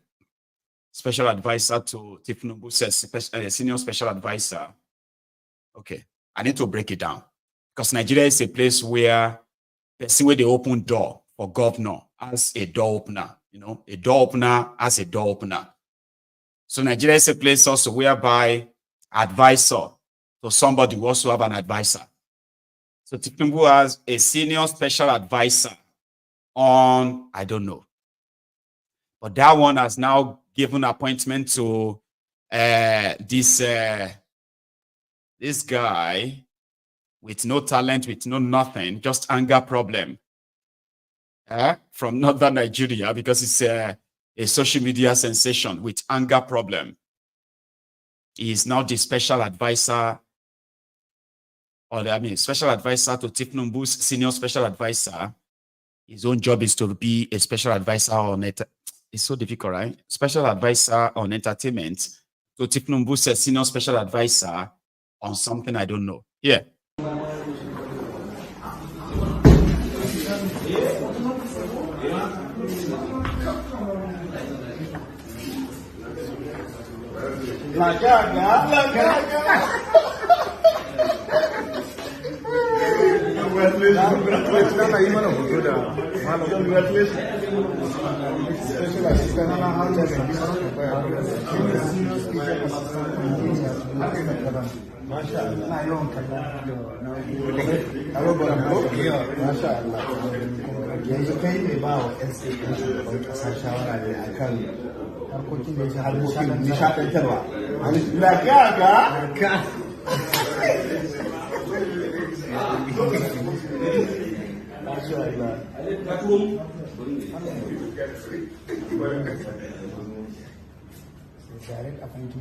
Yau a ba ko ai ba ko wannan ta congratulations din ga kuwa ita ma ma'aikaciyar mu ne wannan wannan ma ita ma ma'aikaciyar mu congratulations yawa dukkan mu riga mun zama congratulations din ka san da ko just two questions ba wani ita ma tana da kokari ba tana da followers.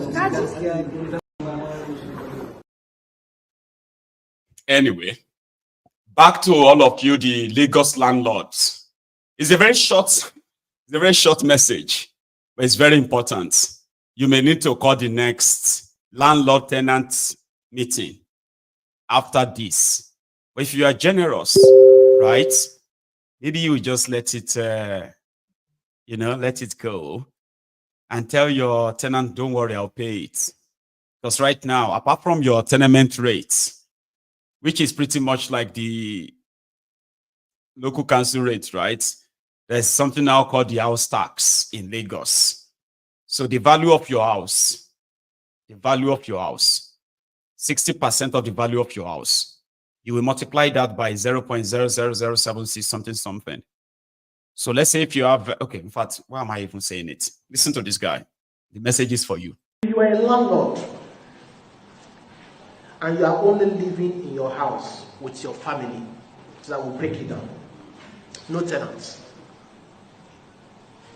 Your annual fee is 60% of the value of your house multiplied by 0.076%. 0.076%. If a house is valued at 20 million, your fee is actually 0.076% of 60% of 20 million, which is 0.076% of 12 million, and that will give us 9,120 naira per annum. What does that translate into? Is 760 naira per month for a property that is valued at 20 million. You are a landlord. Shena kiosk. Do you think in Lagos there is a 20 million naira house? Okay, maybe. So all of you, maybe say get those of you who have mansions and the rest.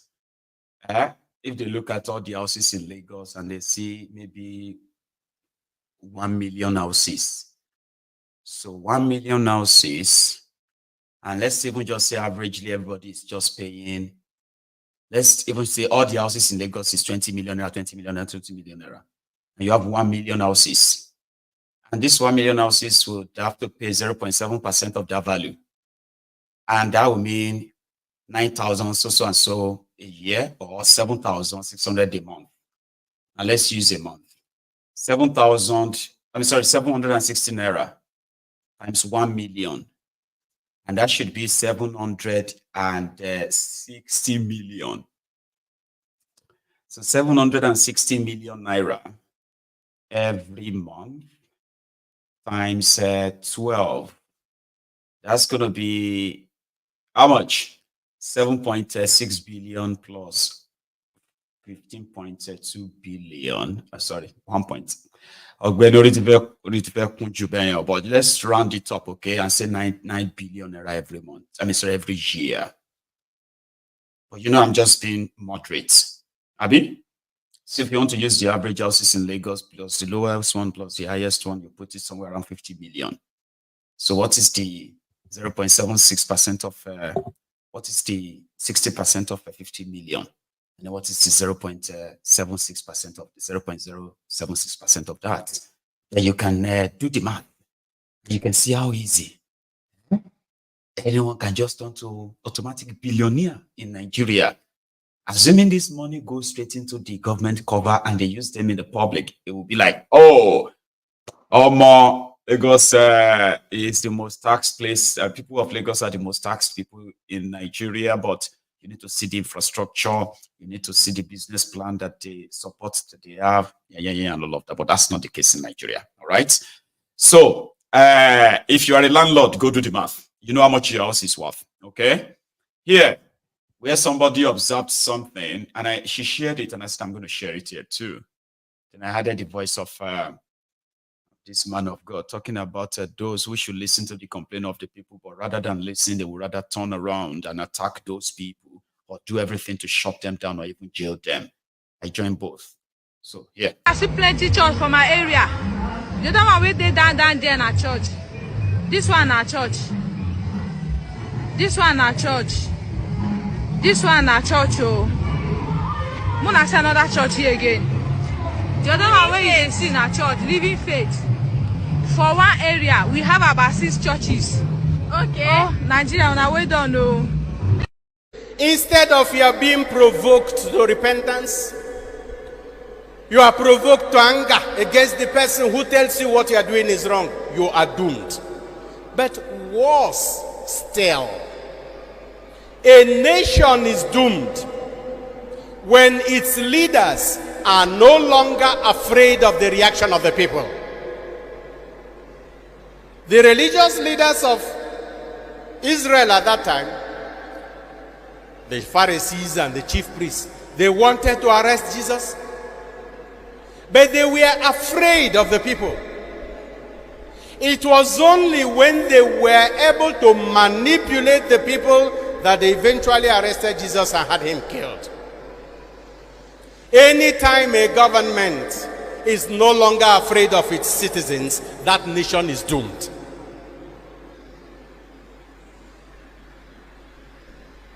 We can see what is happening in our country today. Who is afraid of who? Government? Afraid of you? Afraid of workers? I don't think so. Thank you, Jare, my man. Yesterday, I was talking about having properties in Nigeria, and sometimes to those who don't have, for example, if you are living abroad, so you have a property in Nigeria, because it is always a dream. I dreamt of having one when I was living in Nigeria. Then as I grew older, I know better.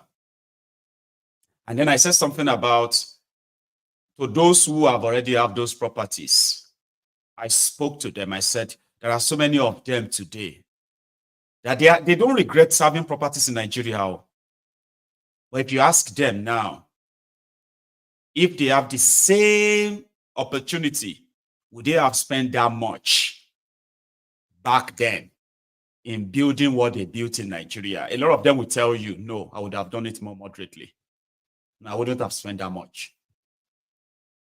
And the reason why we're saying that was because Dangote said he doesn't live in Abuja, so he lives in a rented property in Abuja, and they said he's capping. And I said, listen, sometimes you kind of have to understand the fact that apart from the spirit of waste, the spirit of a waste that we have, where when people believe that to show that they have money is to acquire things they don't need, just for status, what the world will say. I even use myself as an example. I said, to some people, right, I am a failure because I haven't built a bigger mansion in my own hometown, which I won't build until I need it. I don't live there, and there's no point in building one. It was just a common talk. It won't stop you. It won't change your mind if you already make your mind up going, or that your money that you have put together, you want to go and build a mansion in Nigeria. The mind talk won't stop you. But there are people that will take my advice, and in another 10, 15, 20 years' time, it will probably make sense to them. But it doesn't, not to discourage you. Now, so one weary came and said, oh, Benny, don't discourage people. If you don't want to build us in Nigeria, don't build us in Nigeria. Don't discourage people. Typical Nigerian. Empty and loud. Ignorant and loud. Right? I'm not going to discourage you because I don't even know what your plans are. It is just so you look around and say, okay, if I do visit Nigeria, for example, like twice in a year, and I spend a lot of money sleeping in an hotel, and I don't want to sleep in anybody's house, I'll build a house. If I'm considering returning back to Nigeria, which is to say, okay, I'm returning back home, I'm returning back to my homeland, I'm working here, I should have something for my retirement, and I should have something that could actually give me a moderate house. I don't want a mansion. And that is for somebody who is working. So if my old age is to be, he said, you can live there in the abroad and grow white here, and then stay there, and then you have no house in Nigeria. I said, very stupid and loud. Typical Nigerian. How much is a house? But a lot of you are investing in something you don't need. You are making your life so hard and so tough just to kind of make some people see you as doing better. Now, people can have that comfortably, no doubt. I mean, it's not just my own thing. We're talking about now, these days, the majority of you that used to go to Nigeria 2 times, 3 times, 4 times in a year. And now you can't even remember the last time you went to Nigeria. Some of you have not been to Nigeria for the past 4, 5 years. Your mansion is there. You built it like 5, 10 years ago. Beautiful place. Now you probably just see it in the picture. Now. And that's why I said that. I said, a lot of us, if you look at it very well, people will tell you, go and build a house in Nigeria is an investment. They won't tell you. They are luring you into what will actually kill you easily, especially if you are not living there. But yeah, you can use a comprehension problem to misconstrue what I have to say. She been in Nigeria. It go teach all of us waiting supposed to teach us. Now all of us go experience them. Right? So one day they will tell you and say, well, the value of your house and how much you have to pay, then you'll be paying, what do you call it, your mortgage abroad, and then you'll be sending tens of thousands, I mean, hundreds of thousands of naira to go and pay some people because you don't want them to take your property. So don't take my word. I said it yesterday as well. I said, I am not a financial advisor or a finance advisor. I am just a layman with a common sense. Or an investor will tell you, risk taking in business is always worth the adrenaline. And I'm like, okay, I'm just a layman who has been a specialist in studying Nigeria. Okay?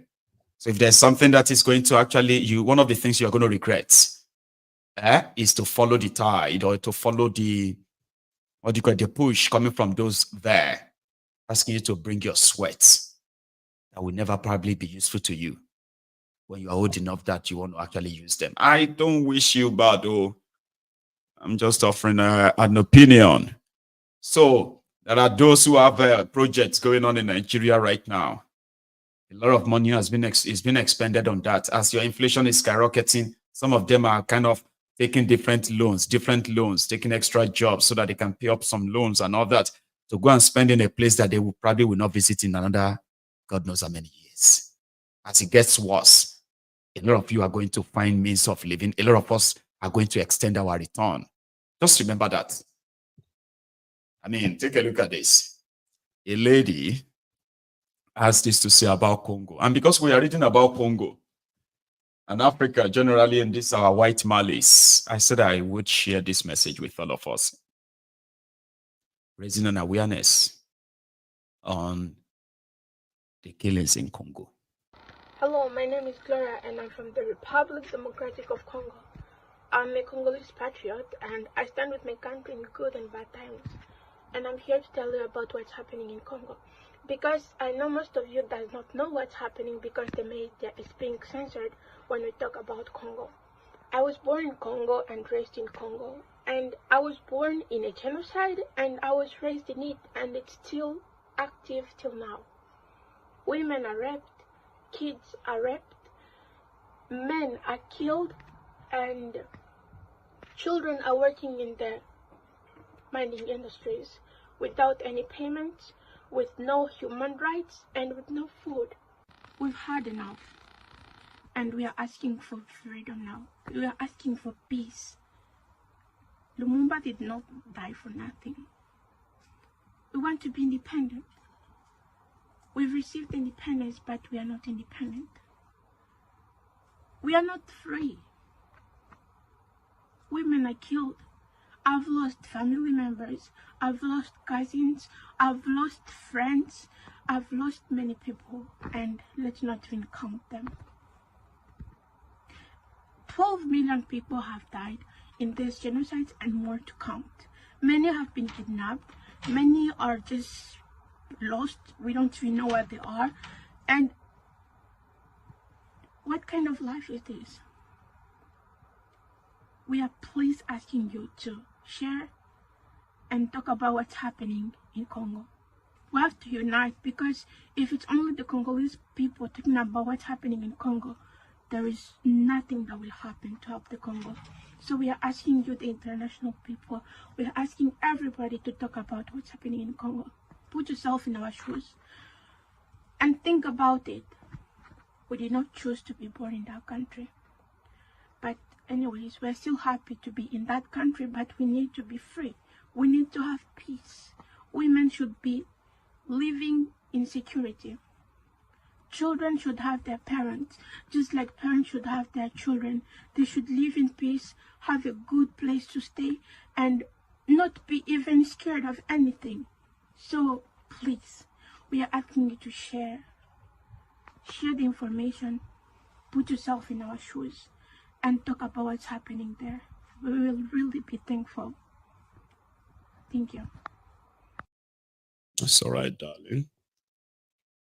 We will share and tell the world what the world is doing to Congolese. They speak French in the Congo.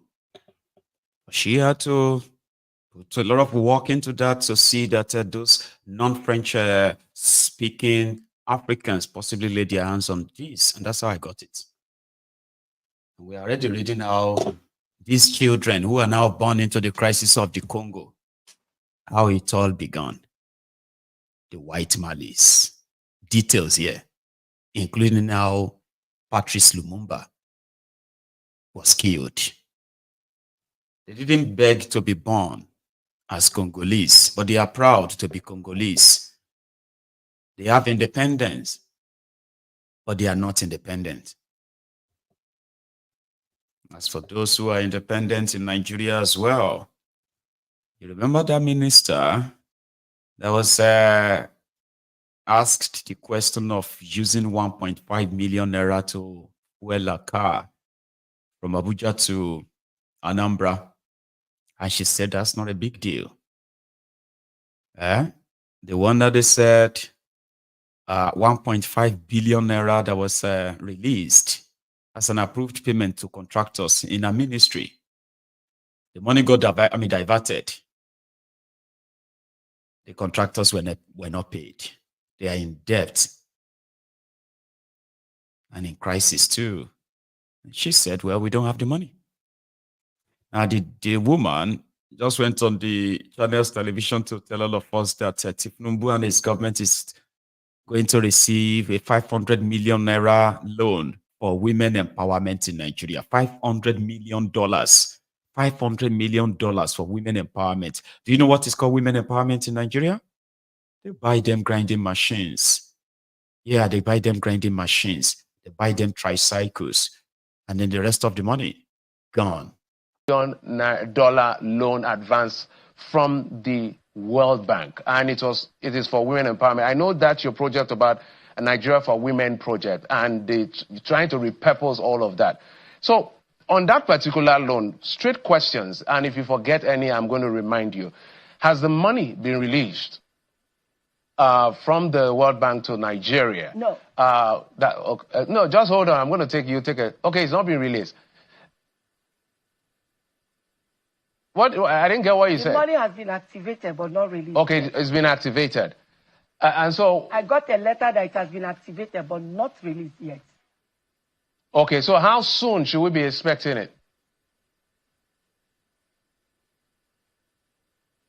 I wouldn't know how soon because it's not within my own purview to know how soon. It's only within me to sign when I'm asked to.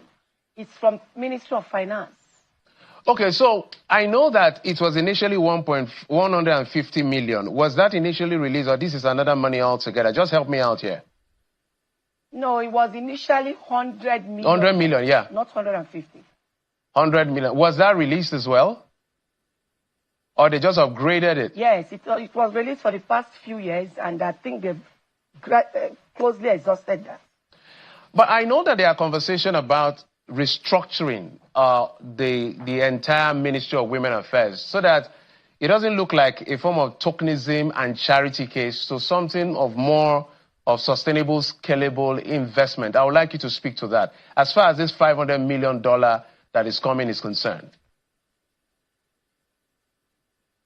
Because of President's concern towards women and children and Nigeria as a nation, he mentioned when he came in that we should allow the poor to breathe. We shouldn't suffocate the poor.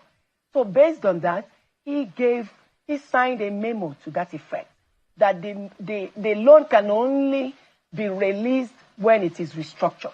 So Nigerians should be rest assured that's exactly what will happen. And the restructuring means let the whole money be used for what it's supposed to be used for, which is projects of women to get them out of poverty. Change their lives. Because we're over 70% women and children of Nigeria. So because of his concern, he's really interested to be sure that money is well used. And knowing the Minister for Finance, you know, he's a very reliable person when it comes to anything that President... And Nigeria can't really make it out of here. Eh? They ask her a simple question of, we heard that you want to restructure the Ministry of Women Affairs so that it is not a charity case where all you do is once the money comes in, you share the money. And then she said, yes. The president said we must restructure it. And what he meant by that is to make sure that the money is used for women empowerment to take them out of poverty, which means it's a charity case. So what is the word restructuring you doing in that conversation? Because they said, oh, we have a new women affairs ministry that is not just a charity case. It has to be about what? When you make policies that affects everyone, you don't need a woman ministry if it is not just job for the boys, because this is what they do. No woman is going to be lifted out of poverty except Uju herself. Uju wears designer jewelries now, expensive designer bags. So when they tell you that you are lifting people out of poverty, look at them very well. They are lifting themselves out of poverty. Look at them. And then look at the people they are lifting out of poverty. And then you have your answer. On this issue of local government autonomy, you get this my affair. Where we say imagination no go finish am all. But somehow, it feels like the payment of the local government funds to the local government chairman is such a great idea if they could do it. Because they can deal, the people can deal with the local government chairman themselves, if they bond themselves, if they bond them well, maybe they don't fix the road. Local government, autonomy, autonomy. Can you pay what? Local government direct. Come on, lost our chairman local government. Chairman, come be that. Come on, Siona.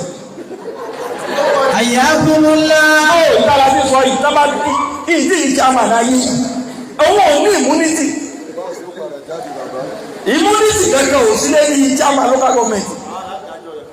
Kini kátó dìlíbà rẹ̀ wọ́n pàṣẹ òyìnbó òògùn náà nìkan wá wọlé. Àyàfẹ́lẹ́lá gba owó sínú àkáǹtì owó lẹ́yìn omi sọ̀nà nínú àdúgbò mọ̀ọ́sẹ̀ kò lé lọ́wọ́ lọ́wọ́ mi pé immunity kan wà lókà lájọ wà lókà láti dájọ́ rẹ̀. Ṣáájú. Typical Naija. We go deal with that for a year, Nalayo. Depends on how much they are giving to the local government chairman. Once they take care of my family, once they take care of our family, and they call another pastor premier in the area, once everybody don't collect their rubber, Bale, Kabiesi, everybody, Yaloja, Yalaje, everybody don't collect their rubber. Now them going to tell you, say, Allah bá wí pé òun lòun yan lórí ìyẹn ni pé Allah is the one that chooses leaders. In the Quran chapter so we need to kind of, you remember that when things are not going straight for the leaders, the followers have to pray for the leaders so that God, Allah, can open the heart of the leaders. We should be praying for the leaders. You will see. Now, person will get the bread. Then they get, what do you call it? Now they get some of these guys on their side. Once you hold the bread, they say, "Na chairman, they hold the bread." They say, "Afa, lesser." Chairman say, "Me then give you this opera, this 1998 opera." Now Shara from Cotonou. Now Afa go to mosque next day and say, "We cannot use Agiti and all this roboting to solve everything. Fighting doesn't resolve anything. We need to." I will see chairman myself. I'm just saying, it's so hard not to be skeptical, like, when you go to we're optimistic a little bit. Come on, a little optimistic. I say, well, I want to be. But with what I have in front of me, it's such a bit of a hard thing to do. I have taken all of our time. We have just about 40 minutes to go. What do you think? Go to bed and go and digest all we have said, or use that 30 minutes out of that to just take 1, 2, or 3 calls. What do you say?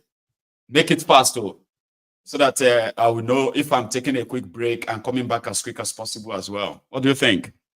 Go to bed or take the calls. You tell me. Thank you so much, though, right? See, Yoruba Union Summit that is taking place in August. Next month, though, 23rd. We only have just about 40 days to the Yoruba Union Summit in Glasgow. Come, let's have a get-together. You get what I mean? The ticket, if you want to be part of that, the ticket is in the comments. Book a place, okay? If you are within the UK, come to Glasgow. Join others who are also coming from all over the world, where we want to take this conversation about the Yoruba sovereignty, the Yoruba's affairs. We want to take it beyond just our social media. We'll keep it here, but something is cooking. Oh, something is cooking, man. And it's going to happen soon. And you should be part of it. I invite you to be part of that. If you want to be, you have until the end of this month to actually book a place. And if you don't want to, all right, I'll see you when I get back, okay? So please, if you have to leave before I come back, like the broadcast, okay? Thank you, Kinsley. Very kind of you, right? We will take calls, even if it's just going to be 1 or 2, right? So get your phone. I will be back. A quick one.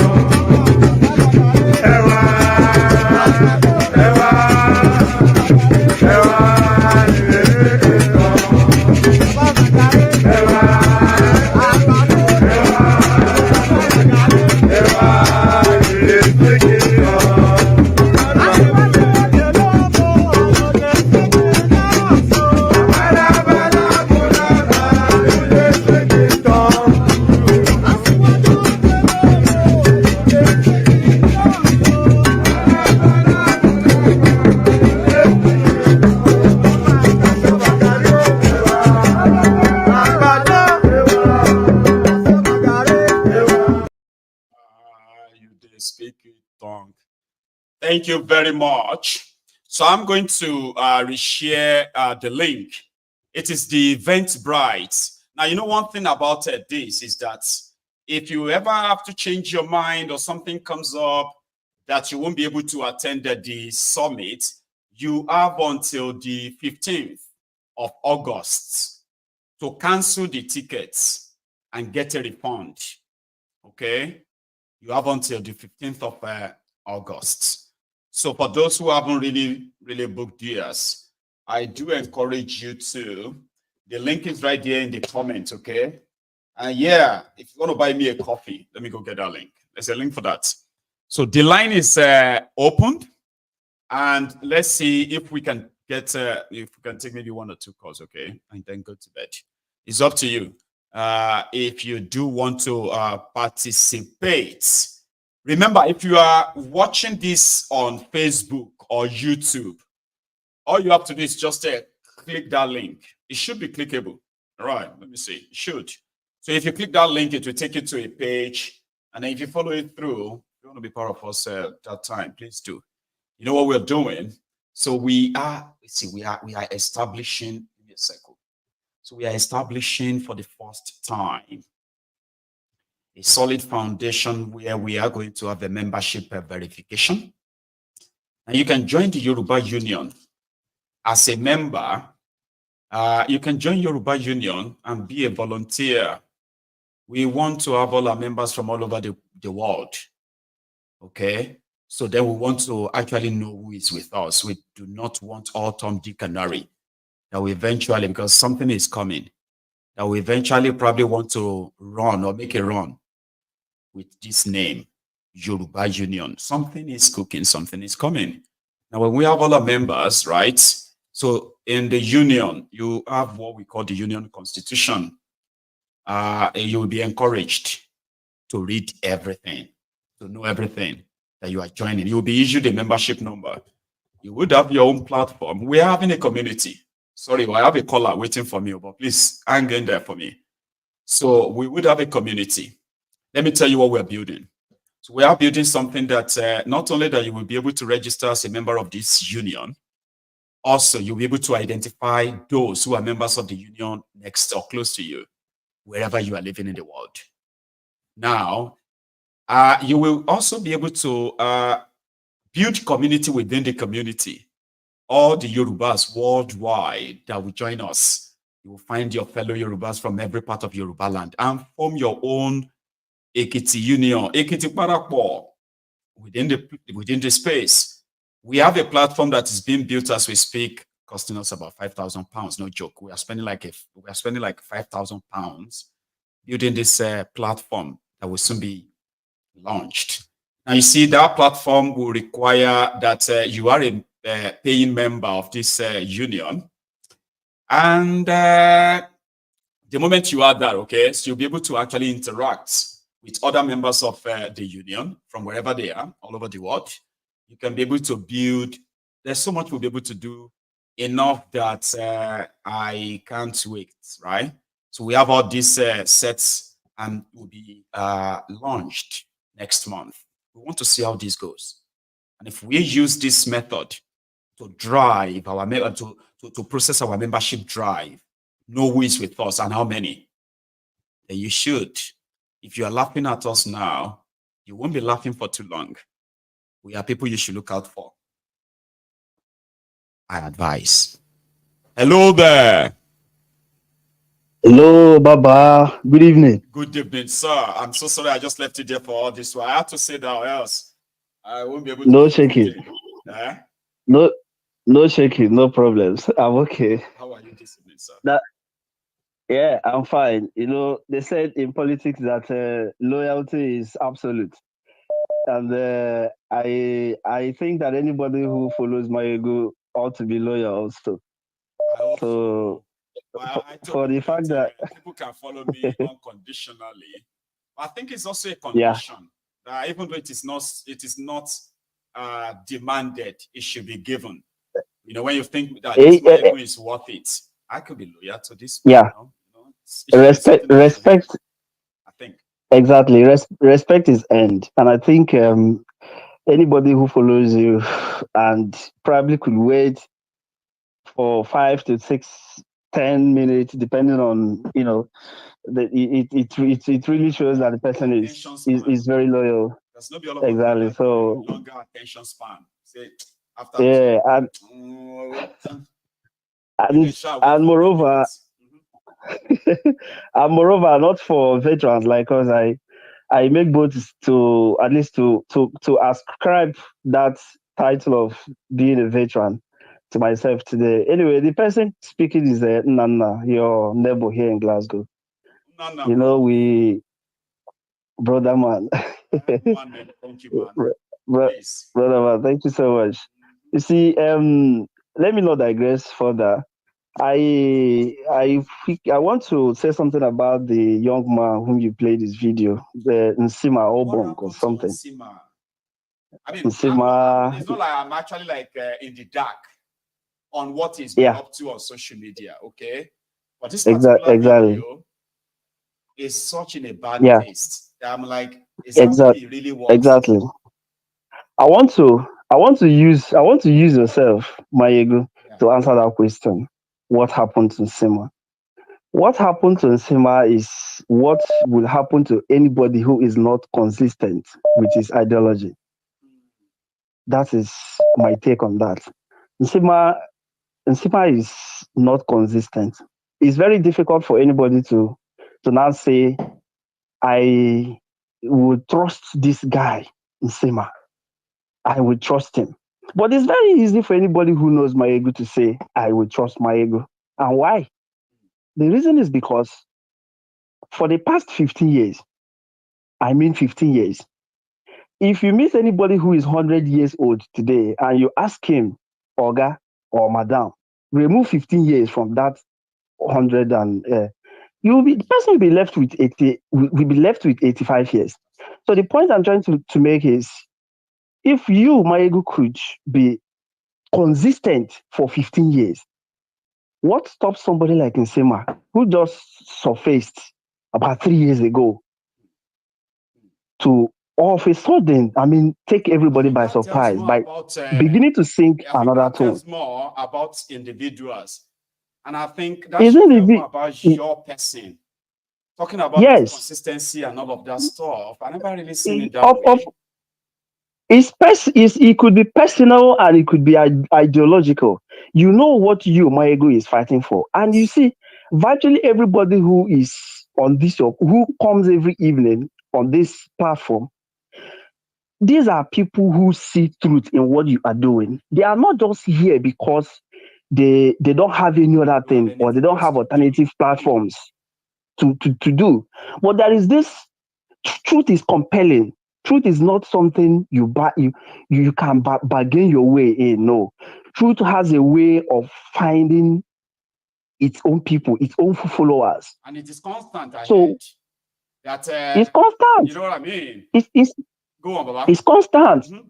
It's constant. So when you meet people who are not, who barely can speak the truth, because everything that Nsema said is 1000% lie. That's what I mean. Like, how could you what kind of hot are you exactly in? So now make you say all of that things that will set people up, get people killed, hated for nothing. Like, and you say that now about what will make you do now that? Now for anybody or for people who love truth, you see, they would quietly distance themselves from people like Nsema. So he has lost more genuine followers, organic followers, than he would have had them. So that is why I said I would just want to use you, because I've known you for more than 15 years now, to God who made me. I started following you when I was in my year one in 2014. You see, so it's been way long. So that is from Nsema. Another thing I want to talk about, another thing I want to talk about is, you see, the end bad governance protest that some people are planning to, to come up with in August. The Nigerian government is cooking a very expensive stew, for them in advance, and I'll tell you what that stew is. Okay, so today, the organizers of BB Niger said they will be starting BB Niger season 9 on 24th and 25th of July. This month. That is the expensive stew. This month, yes. Yeah. So, and I don't need to go further by way of, it's very obvious what role that nonsense they call BB Niger plays in the mind of Nigerian youth. So whenever whenever we find ourselves in a time of or in a critical situation such as this now, Nigerian government always have a way of deflecting the attention of the masses from the issues that be. And once this BB Niger issue comes into play now, Maiyegun, don't be surprised that good number of people, I don't want to be too categorical, good number of our youth would, because of the BB Niger stuff, give up on that protest. Of them will just probably be so distracted with it that they can. Exactly. And I heard when you were saying something about the Gen Z in Kenya, that they instead of allowing some people who are pro-government, that they have a way of greeting them, influencers, yes, that they have a way of greeting them. Yes. So this is to sound it as a warning to Nigeria for any of them who in fact, like if they are ready, if they are serious, so there are people you need if to they are serious, yes. When they collect the government gig like that, they just disappear. If they show face, grandstanding, greet them. Go greet them. Find where they are and greet them. Very simple. So all these things that are being put in place now, such as the BB Niger, I know other programs are going to come up. They are meant to distract and destabilize whatever genuine gathering that Nigerians might have. So this is my take this evening, Maiyegun, and I wish to say thank you so much, and I'll be looking forward to the get together you said we'll be having in Glasgow. I don't know how I don't know where you intend doing that. I'll gladly gladly do the next channel. Yeah, it's just strictly by tickets and all of that. Sure, you get. So 23rd of this month. Yeah, 23rd to 25th of August. Is it the Yoruba Union or the Union? Okay, the Yoruba Union. Okay. So okay, that's fine. Union. Okay, the first day arrival, the second day the proper summit where we're going to discuss. Okay, that's fine. Pass on, and the third day, the final day, which is the dinner, where we can have other guests nice. Who are does not have to be. So that's perfect. I don't need to. Yeah, I don't need to. I'll be there live. I'll be there live. Looking forward to that because I'll be there live, maybe. Right? Well, yeah. Yeah, sure. I'll be there live. No. All right. Thank you so much, Maiyegun.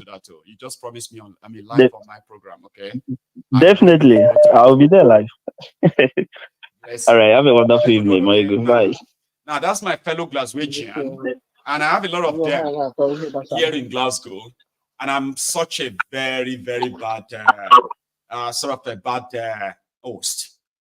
And I think maybe after this summit, right, a lot of us would have enough chance of coming to the studio, especially if you live in Glasgow.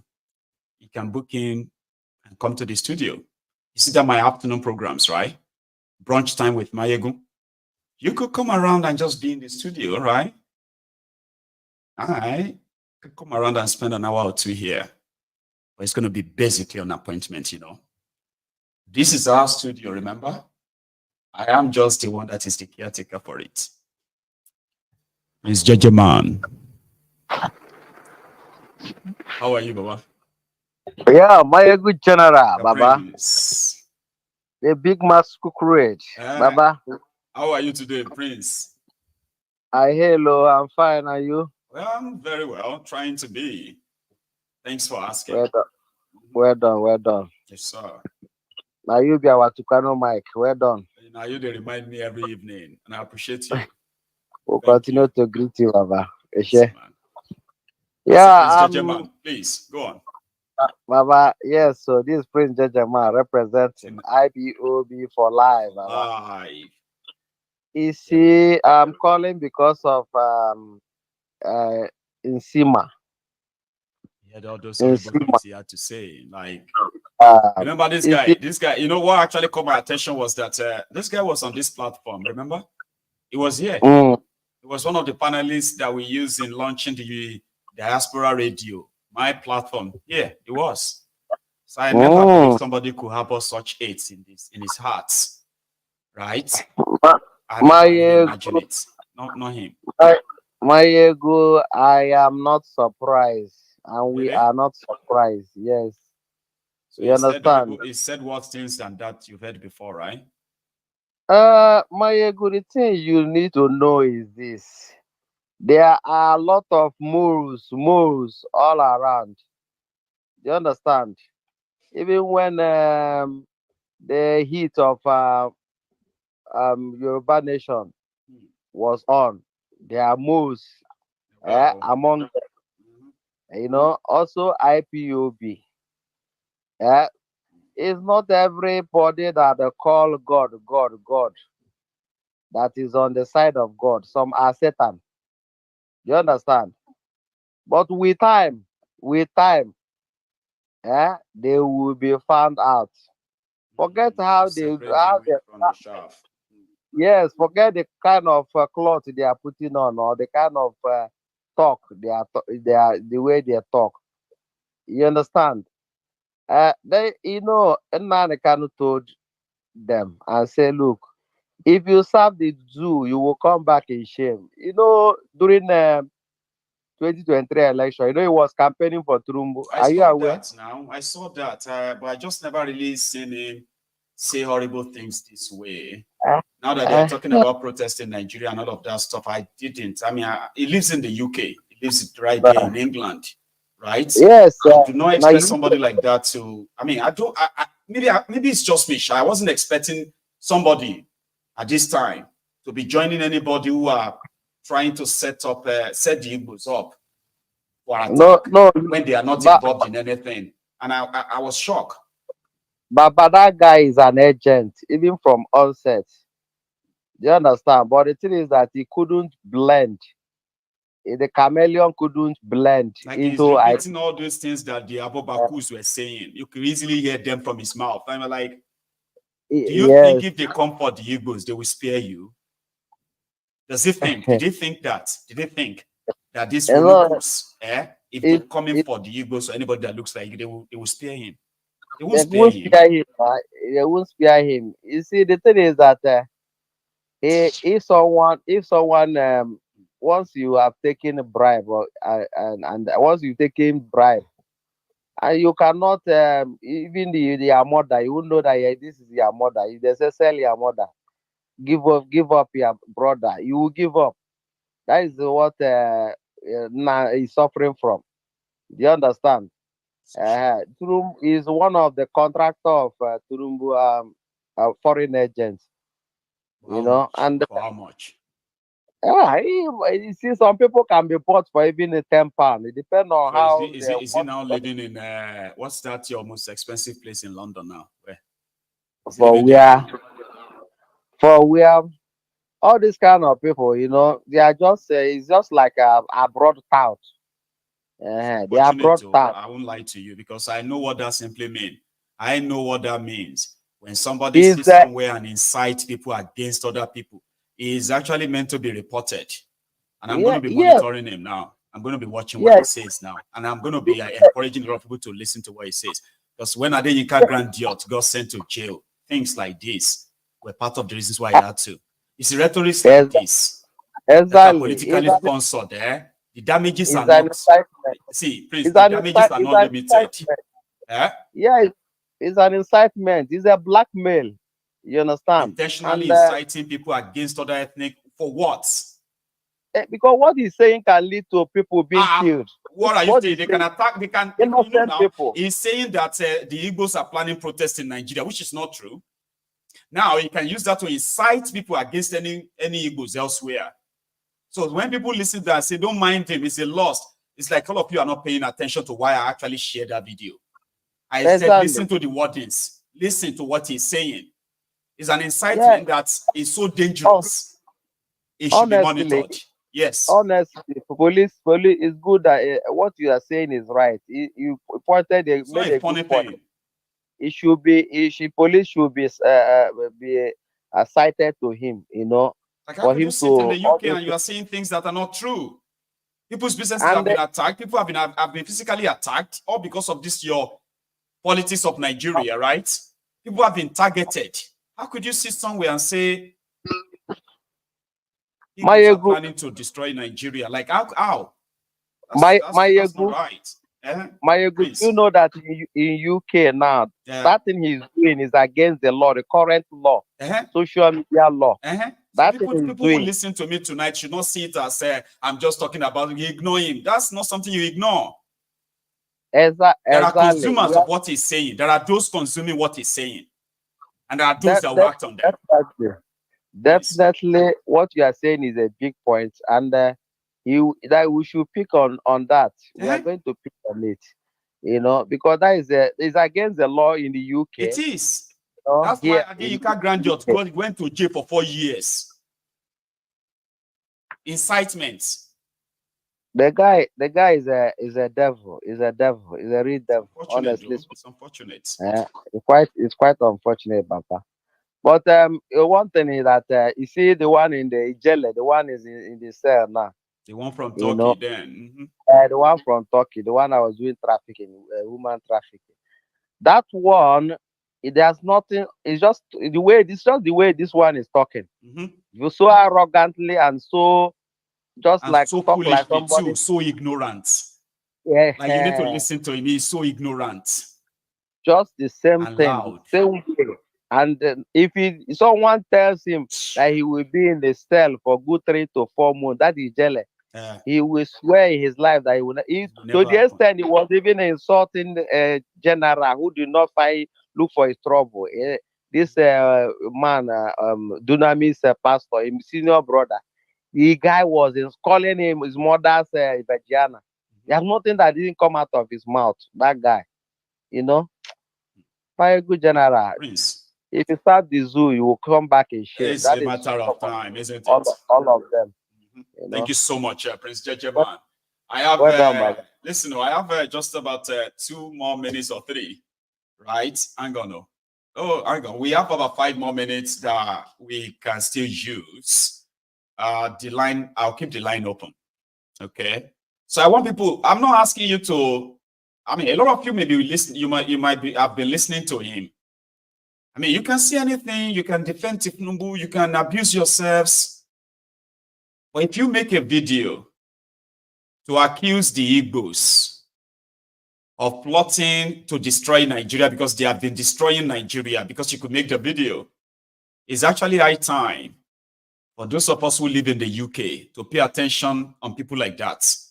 I mean, see all the things you want to say. Don't incite people against another tribe. We have seen people who have been victims of all these incitements. I say a lot of things about these rogues in Nigeria. I never incite you to go after anybody and kill or attack anybody, right? I gave names to those who are supporting the rogues in Nigeria just because I did not want to kind of keep it too personal in a way that I will begin to incite you against other people. Incitement like this is absolutely unacceptable. It shouldn't be accepted anywhere. And that is why when I was talking about it, I wasn't expecting you to listen to that and remind yourself of all these things people have said about themselves during the IPOB this, DOS that, autopilot this. I am talking about somebody who made a video. There is an ongoing plan to have a national protest in Nigeria. Nigeria is a place where they will easily turn something into a religious this or tribal that. And somebody who lives in the UK is making a video, and he made a 4-minute video to blame the Igbos for the problems of Nigeria. And he said the Igbos must apologize. Igbos will never be president. You can see all those nonsense things. When you accuse them of plotting to overthrow Thiefnubu, that's an extra. That is not just a free talk. It is an incitement. Pay attention to that guy. Please do. He will spend the same jail time that Adenyinka. I told Yinka Grandiose, I said he will go to jail. He did go to jail.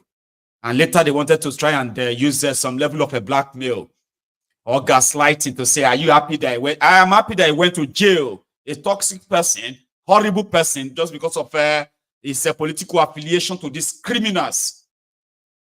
And somebody is doing that again. I will watch him if he didn't stop. If you know him very well, if he sees my video, if you see my video, right, it's just a brotherly advice.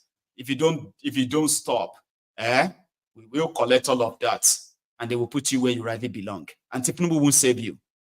No APC, Egbekegbe member will save you. Your videos will send you to where you belong. Because what is this, for God's sake? Hello. Hello, General himself. Yes, sir. How are you tonight? Good afternoon. I'm fine. Good afternoon from here. Good afternoon to you, sir. Yes, I thank you very much for keep on every time. So we are listening. We are listening every day. If we not call, we are listening. Yes. I like the way you talk that guy, that very guy, that Insima. You digest that word because the problem we have in Nigeria, we don't digest people word. We take word as a little something. Where there is power in tongue. When somebody speaking in a social media, this is a social media. Many people are listening. Yes. People are listening to him in Nigeria. But we in Nigeria, especially, we don't understand when people speaking. That's why when you see our leaders, that's why when some people telling me Nigeria is civilized, Nigeria are this thing. Nigeria are just a smart. What they have is a smart of thief. They're not Nigeria lack intelligence. I'm telling you the truth. But when you see Nigeria with the proud, what I call that is smart. Smart is different with intelligence. Intelligent and wisdom work together. Smart is just, it can smart something in a way to favor you, to do something to corner your side. That's what that's the life of Nigerians. I have traveled and I have left Nigeria for many years, only to visit. I have visited many countries. I have taken experience of them. When you see them listening, them don't think individual. Nigeria are very selfish people. We always think about my family. This world, the place we are living, this Western world don't think of that. They think about the people of the country. People are the country, not individual. That's criminal now. It's a selfish human being. He's thinking about his own, what he will benefit. He's a selfish human being. Anywhere below first, he put him first. That's what he's thinking. He came to IPOB, maybe he was looking to get money there. Along the way, he's not favoring him. Now he started now to cause some problem from FPC. Maybe FPC are never giving any money, but he's pulling attention, like he say, Adadika grandson. He did something. During the let yes. me tell you the story a bit, Mazi. During the when we're all demanding for the release of Mazi Namdekano. So he himself as one of them who formed part of the defenders of human rights at the time. So this guy was so famous as one of those who could make up a lie stories that make it sound like it's true. Okay, and repeat it again and again. Then luckily for him, right, he got the attention. Okay, so from having about 20 people or 30 people watching him live on Facebook, he started getting about 400, 500, 1,000. Then he started feeling like he's an important person, right? And somehow things went south. Okay, autopilot this, autopilot that, and the rest of all those things. It all those advantage. But at the end of the day, everything just died down. Nowhere. He just started promoting Thiefnubu, wearing Thiefnubu's cap, and campaigning for Thiefnubu. And guess what? He started having 500, 1,000 people. Guess who are those? The Agbadorians. So now, he's causing another problem. He's back to having 20, 30 people. Now, I think he's found another trade.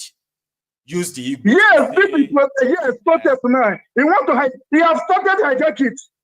But why? Why do you have to, like, what the hell is this? Why would you have to actually go this evil way? When you actually, the marginalization, the killings of the Igbos, how dare you then go ahead to want to set them up for what? Is what I'm trying to find. I'm calling for good people. I'm calling good people of Nigeria that live in London. Let them write petition against that guy. The figure is there. He can never escape it. Here is the Western world. Yes, please, you people, we have to show him a lesson. Give him a brotherly advice. That guy, he has found. You see the kind of thing that he's vomiting is smart. What is he vomiting? You see that one guy is vomiting. This guy is causing a war. You want to cause a big war? Yes. You want to cause a tribe war in Nigeria. That's what you want to cause. And that is what I'm calling the good people of Nigeria living in London. They should arrest that guy. They should arrest him immediately. We will. Please, that petition against that guy and beat the video. I think you want the video. Save the video immediately. Because this Nigeria is living outside. Yes, they are the worst people. Right. See, I have called attention to this now. And I am saying it to everybody. If you see any of his new video where he's catching the cruise and calling out on the Igbos and all of that stuff, making up all those lies, I need down, beg you, please send me that video. I need to see them. There are many of you also who are watching. Even now, I will stop monitoring him. Yeah, pay attention. I will stop monitoring him because I never put interest in that guy. Yeah, you should begin to pay attention to what he's saying, okay? Yes. Once he begins to say... No, everybody should digest that guy word. Yeah. That guy, if you digest a word, you know, Nigeria, we used to take everything as play. No, this is UK. Yes, we used to take everything as joke. This is not a joke. It's not only to speak. Yeah. There is something that guy is cooking. The guy is causing a big problem. So every good Nigerian living in UK, they should write petition against that guy. That guy should be charged immediately. He's a criminal. Oh yeah. Thank you very much, my brother. To send somebody to jail like that, all you need is just to have enough a verbal collection of where he's making. Yes. And that's all we need. Yes. Now go hear him now. That's thing, nothing again. Yeah. Just okay, thank you very much. He thinks that he's living in Nigeria. Maybe he's thinking that he's living in this room. Yes, that's why he's doing that. Thank you so much. So about Nigeria, my brother, this protest, this is just a play, it's a chat play. They are just talking. When somebody they are serious, they will not dictate. It will not work. They are just playing. Let's see what is going to happen. That's right, Mazi. Thank you so much, Mazi. Yeah, thank you very much. You have a good Yeah, one. God bless you. Okay. This is where we're going to draw the curtains, right? You see, there are some things that people need to understand. I know a lot of people say things because usually it's, it's just the social media. You can say wherever you like. Personally, when I say things about the Nigerian politicians, see, I call them criminals. I call them thieves because the most they can do to me is to take me to court. And you know why they won't take me to court? Because in court, they will be forced to prove that they are not criminals. They will be forced to, I would ask for all of their financial transactions, their bank accounts, everything, their properties, their names and everything. And they will have to present them in court and prove how they make all that money and how they got all their properties. That's why people like me can be sued by your criminal politicians. They would rather look for me to arrest or kidnap me and lock me away in a contraption like Nigeria. And no matter how much I talk about everyone who is supporting the rogues in Nigeria, I would not come here to specifically call out anybody and say, go and attack them, go and deal with them. They will have to do. No. There are rules to all these things. So if I call your criminal leaders criminals, if I call them thieves, except for those of you who are their voluntary slaves captured, that will be running, that will be masturbating in public, defending them. None of your criminal leaders have the guts to sue me. None of them. And I'll keep calling them criminals. I'll keep calling them thieves because I have my evidence. And if they want me to stop calling them that, they should sue me. And if you sue me into any UK courts, they will ask me, why do you call them criminals? I'll tell them to ask them to turn over all of their financial dealings and the ones we have found, the ones they don't know I have. Then we can present everything in court. That's all I would do. The most will be like, okay, you know what? Just tell them sorry. Nothing will happen.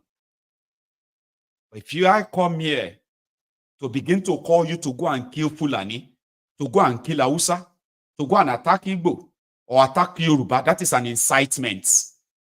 And I could go to jail for it here in the UK. So if somebody lives in this country and is so stupid to put their face on something and make a video against the Igbos, you will likely get what is coming for you. Nsima, if you see my video, you will get what is coming for you, bro. But the brotherly advice I can give to you is that do all you can, say all you can. Don't ever make a video inciting the people against the Igbos or anybody in Nigeria. You will go down for it, I promise you. Ask Adeyinka Grandiot. He's begging Thiefnubu now to come and help deport him to Nigeria. That's what will be your case too. Because I don't understand how you guys actually think the comfort you found, the comfort you find in the criminals, the oppressors that want to kill you, whether you are Yoruba, Hausa, Igbo, or anything, the comfort you find in defending them and going extra mile to tear yourselves apart should be studied. For Murasi, Jobo, Murasi. And thanks to every one of you as well. Enjoy the rest of your evening, okay? I will see you tomorrow. Good night.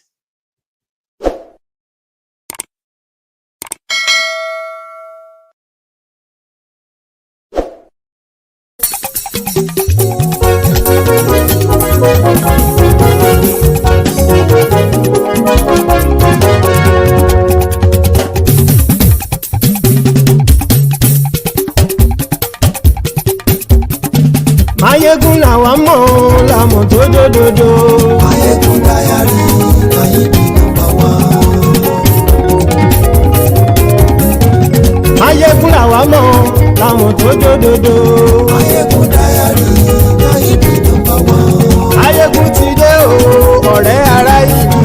MaiyegunDiary, Maiyegun number one. Lórí Facebook, lórí YouTube. MaiyegunDiary, Maiyegun number one. Gbogbo bó ṣe ń lọ ni Maiyegun já wa sí. MaiyegunDiary, Maiyegun number one. Àṣírí ọ̀jẹ̀lú kì í bò níbẹ̀ o. MaiyegunDiary, Maiyegun number one. Bó bá ṣe eré àní Maiyegun máa wí. MaiyegunDiary, Maiyegun number one. Ó sì tún ṣe eré wàá gbọ́ níbẹ̀ o.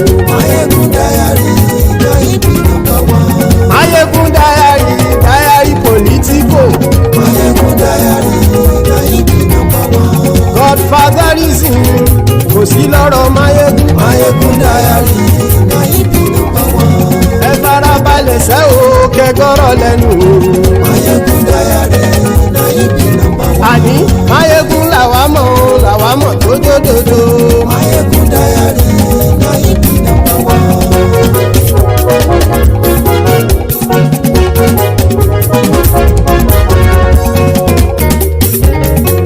àní ẹ̀sùn ràkì Maiyegun ti dé.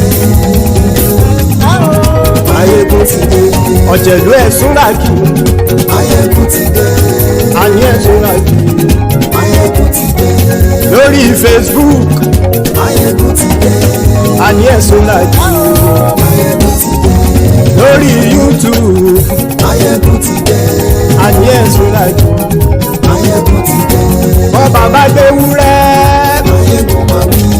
àní ẹ̀sùn ràkì Maiyegun ti dé. ijó ìgbádìyẹ Maiyegun máa wí. àní ẹ̀sùn ràkì Maiyegun ti dé. pẹ̀sìdó bá rúfin o Maiyegun máa wí. àní ẹ̀sùn ràkì Maiyegun ti dé. kí gómìnà kówó jẹ Maiyegun máa wí. àní ẹ̀sùn ràkì Maiyegun ti dé. ọlọ́pàá tí ń darí bá Maiyegun máa wí. àní ẹ̀sùn ràkì Maiyegun ti dé. aṣòfin tí ń rúfin o Maiyegun máa wí. àní ẹ̀sùn ràkì Maiyegun ti dé. òkúra olóṣèlú Maiyegun máa wí. àní ẹ̀sùn ràkì Maiyegun ti dé. ọ̀jẹ̀lú ẹ̀sùn ràkì Maiyegun ti dé. àní ẹ̀sùn ràkì Maiyegun ti dé.